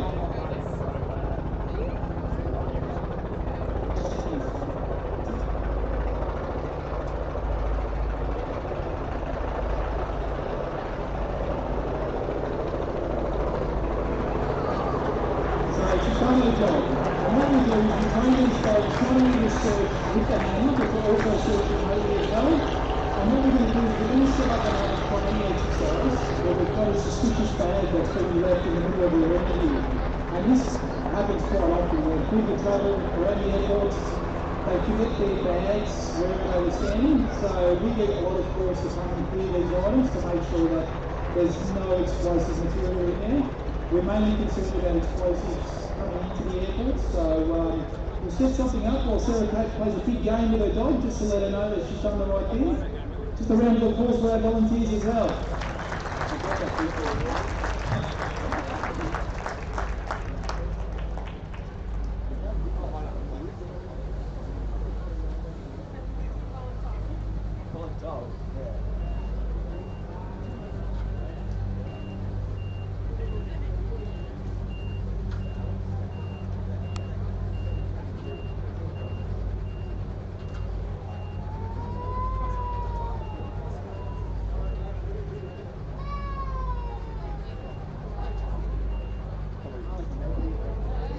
Alright guys, just bear in mind, this is not a normal work area for these dogs, so they may get a little bit distracted with what's happening behind them, but what my fellow colleague's going to do here, she's going to send her dog remotely to search a bag that's been left, anyway, it could be in a public place like the airport, and hopefully she'll do her job. Fingers crossed.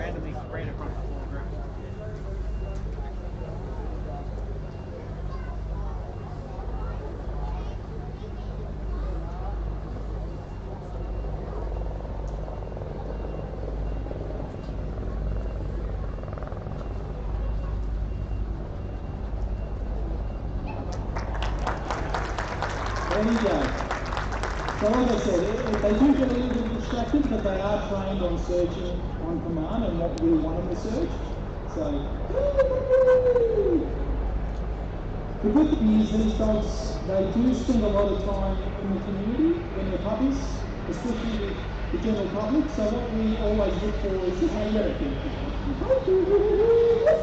can you believe they'll come to work just to get this toy, which is just a roll up town. So it's always going to be a big game for the dogs, just to let them know that they've done exactly what they're trying to do, and we make it fun every way possible. So they don't just come to work and search, the same thing every day. So we do put a stuff with them. So like I was saying, sorry. Okay, that's better. Like I was saying, we rely on the general public to take on foster pups when they're born. So if you are looking for a dog, think about fostering one of these pups, because we try to put them in the community just to be normal dogs, normal pets, and socialise with people. So when they come to us at the age of 12 to 15 months old, they want to be tested by people, they won't be afraid of anything, they'll have the exposures that they need to be able to do the job. A lot of training goes into these dogs throughout their career. Cat's about 3 years old now, and every day we're trying to enhance their capability and constantly training it and reinforcing all the different odours that they're trained on. So, especially Cat, she's trained on all the explosives, also homemade explosives, anything that we may come across out there in the real world, we try to make sure that they're pushing in what they do. So, glad you enjoyed that, guys. It happens pretty quick. Let's give a round of applause to Pat SK.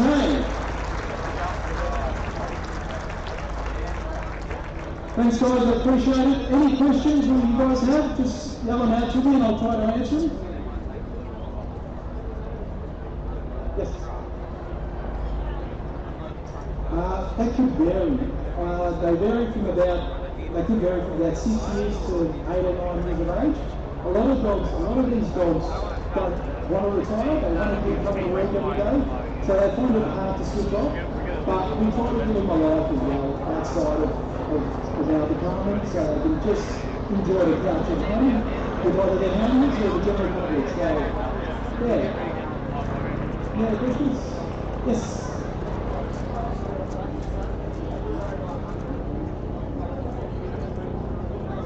Well, no, you can still see them, depending on if they pass, like these dogs still have to go through a training course as well, so they might not be suitable for a training water course, but they might be suitable for the boost course or other agencies.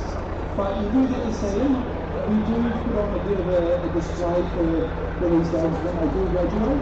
We get the foster carers back, they have a big family day at our facility as well, and then you can visit anytime you want. So it's pretty cool. They do get late, bring their hands on days off, the dogs get to have time away, they open their hands and they get to enjoy the backyards. My retired dog I do, but our dogs normally stay at base. Yeah. We are looking at maintaining some of our dogs, but most of the time, because we have such a good facility, these dogs are very highly strung, so they're probably better off being kept at our facilities because they do take a fair bit of work.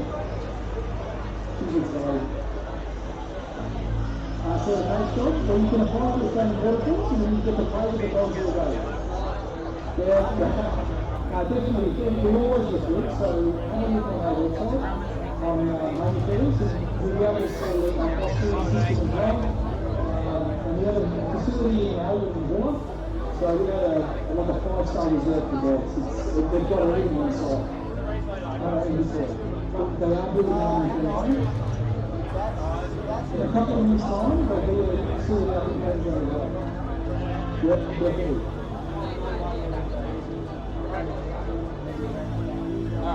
No, definitely not. That's why we use that, because we're very highly driven.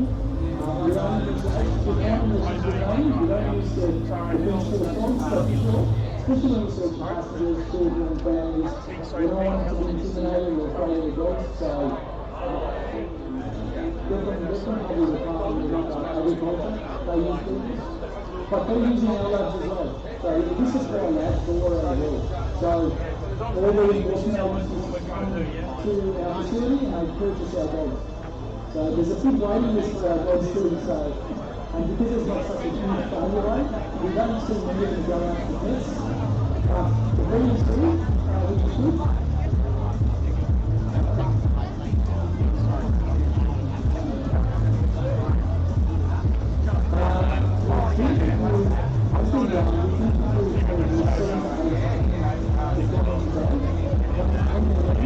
Once they're operational, they continue to deploy 7 or 8 to 9 times per year.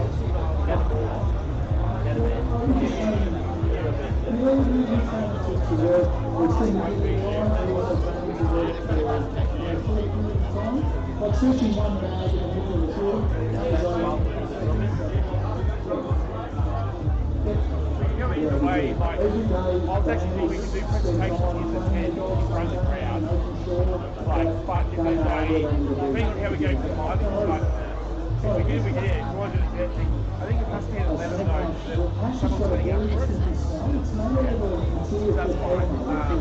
What we do is we get a lot of shorter Yeah, I think, depending on who we get from, I think we can do the presentation clearly in the tent in front of the crowd, make it more of a thing rather than at the back.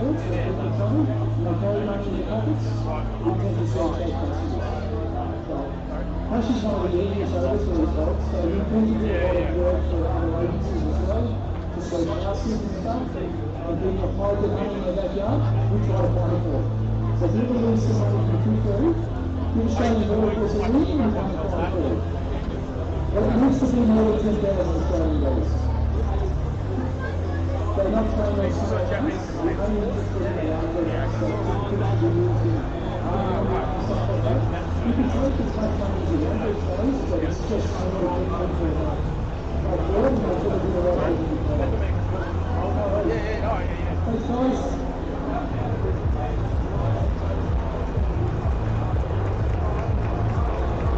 If you guys want to meet her, as she's walking out, please feel free to say hello to her.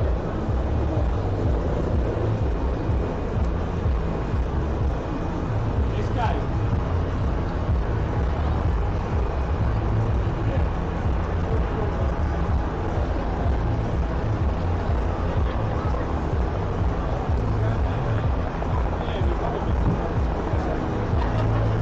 Up next, we're going to have a display from the Japanese Defense Force, a Japanese drumming display coming right up in the drone and bone zone.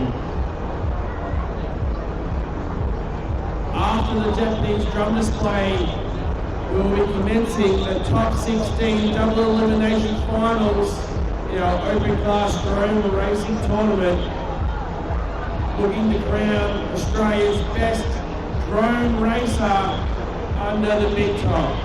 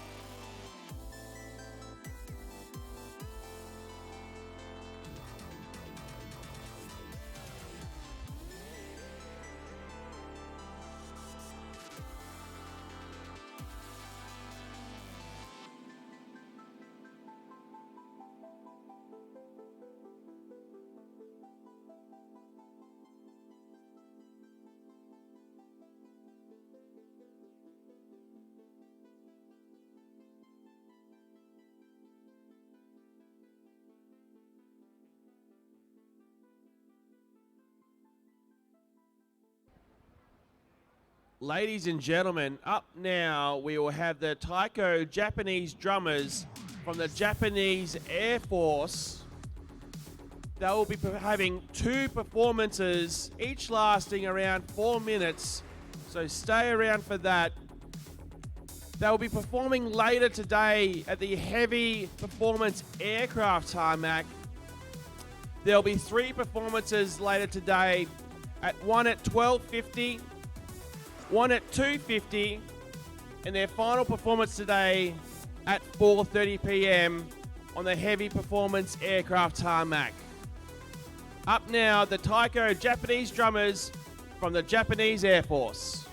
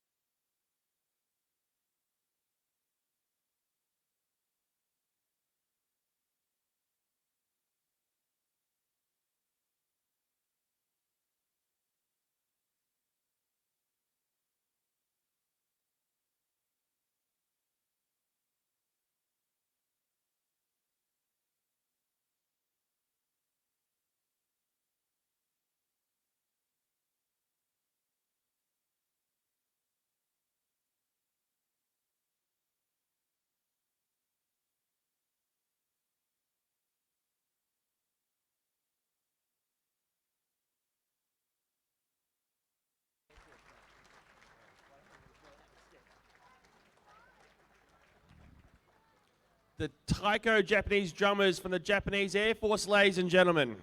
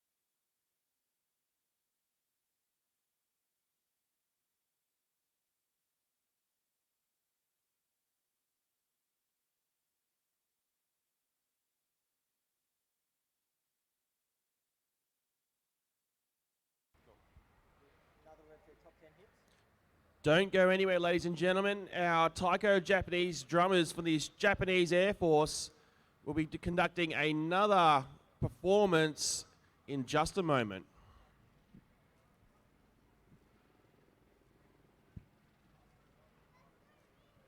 If you can't stay around to watch them now, they'll be performing later today at the Heavy Performance Aircraft Tarmac. 3 more performances after this one at 12:50 p.m., 2:50 p.m., and their final performance on the Heavy Performance Aircraft Tarmac at 16:30, 4:30 p.m.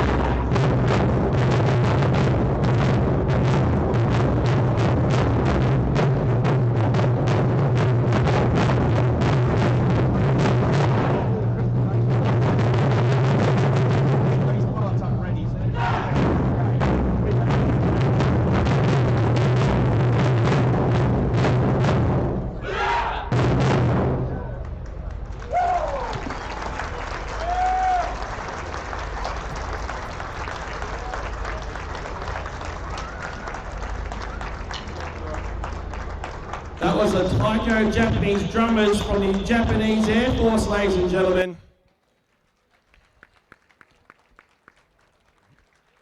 They have 3 more performances left today over at the Heavy Performance Aircraft Tarmac.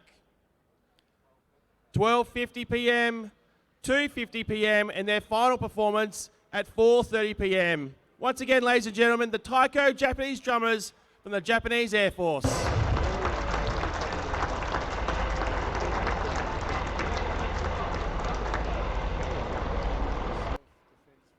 I'm going what this says. Rightio, while our drummers pick up and move their drums, we'll have our presentation for the Australian Army Cadet Racing Team. If pilots can make their way into the arena, we'll conduct that presentation into the crowd. In front of the crowd, not in the crowd. Following that presentation, we'll be moving into our top 16 double elimination finals. Race 1 will see BMS Thomas, Sushi Snake, Mac Daddy, and Mish. Those pilots will be getting ready during the presentation and will be up racing at the completion of the Australian Army Cadet Drone Racing Champion being announced.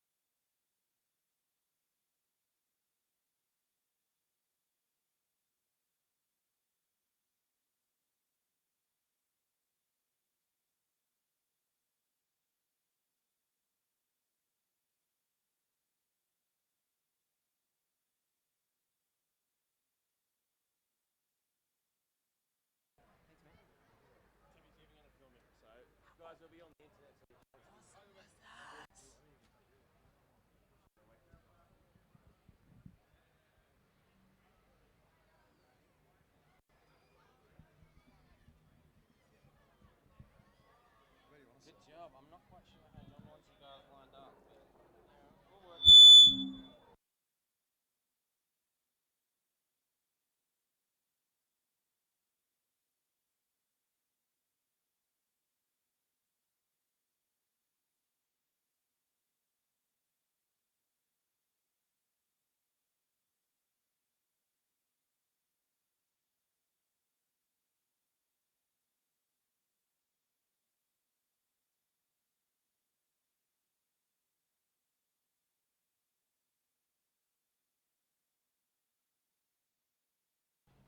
Ladies and gentlemen, while we've been racing here in Avalon for the last couple of days, we've had a big competition going on.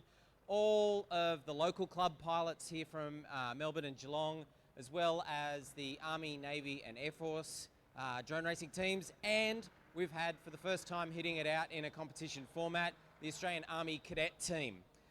We've been building up our cadets over the last 18 months or so with some boot camps and getting some really great pilots that are now hitting race grade, and it's really great to be here and rewarding them for their excellent performance. Look, it's been an amazing couple of days, lots of cooperation.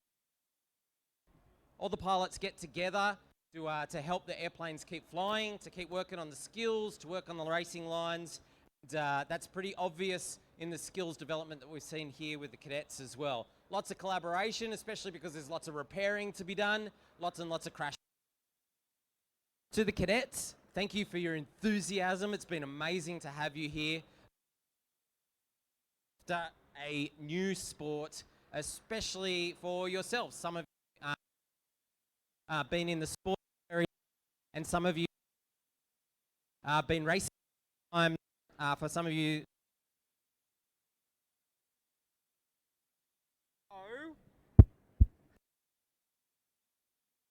to our pilots,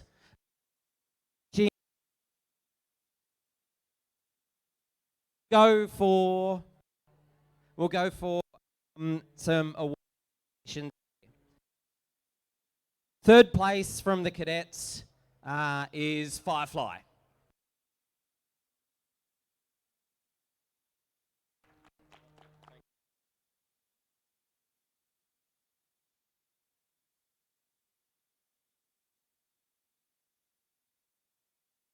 Ain't that beautiful?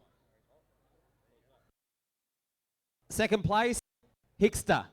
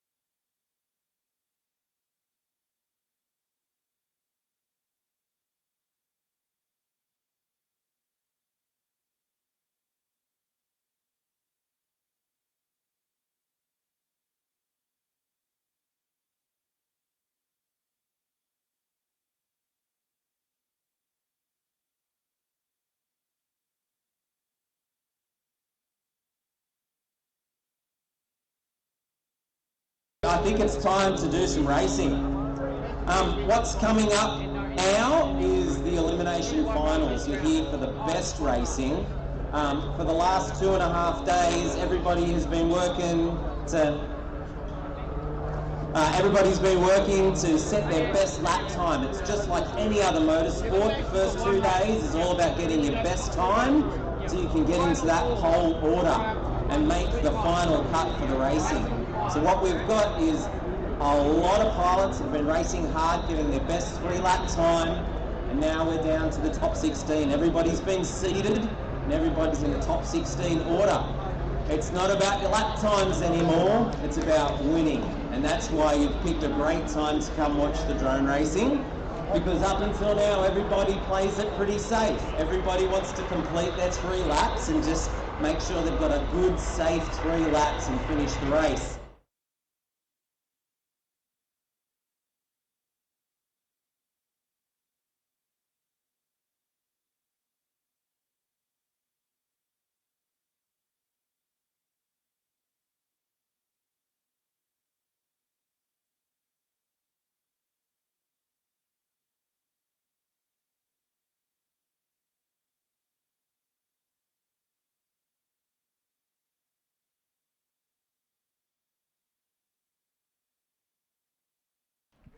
Thank you. Ooh, thank you very much, Kieran, and congratulations to our Army Cadet pilots.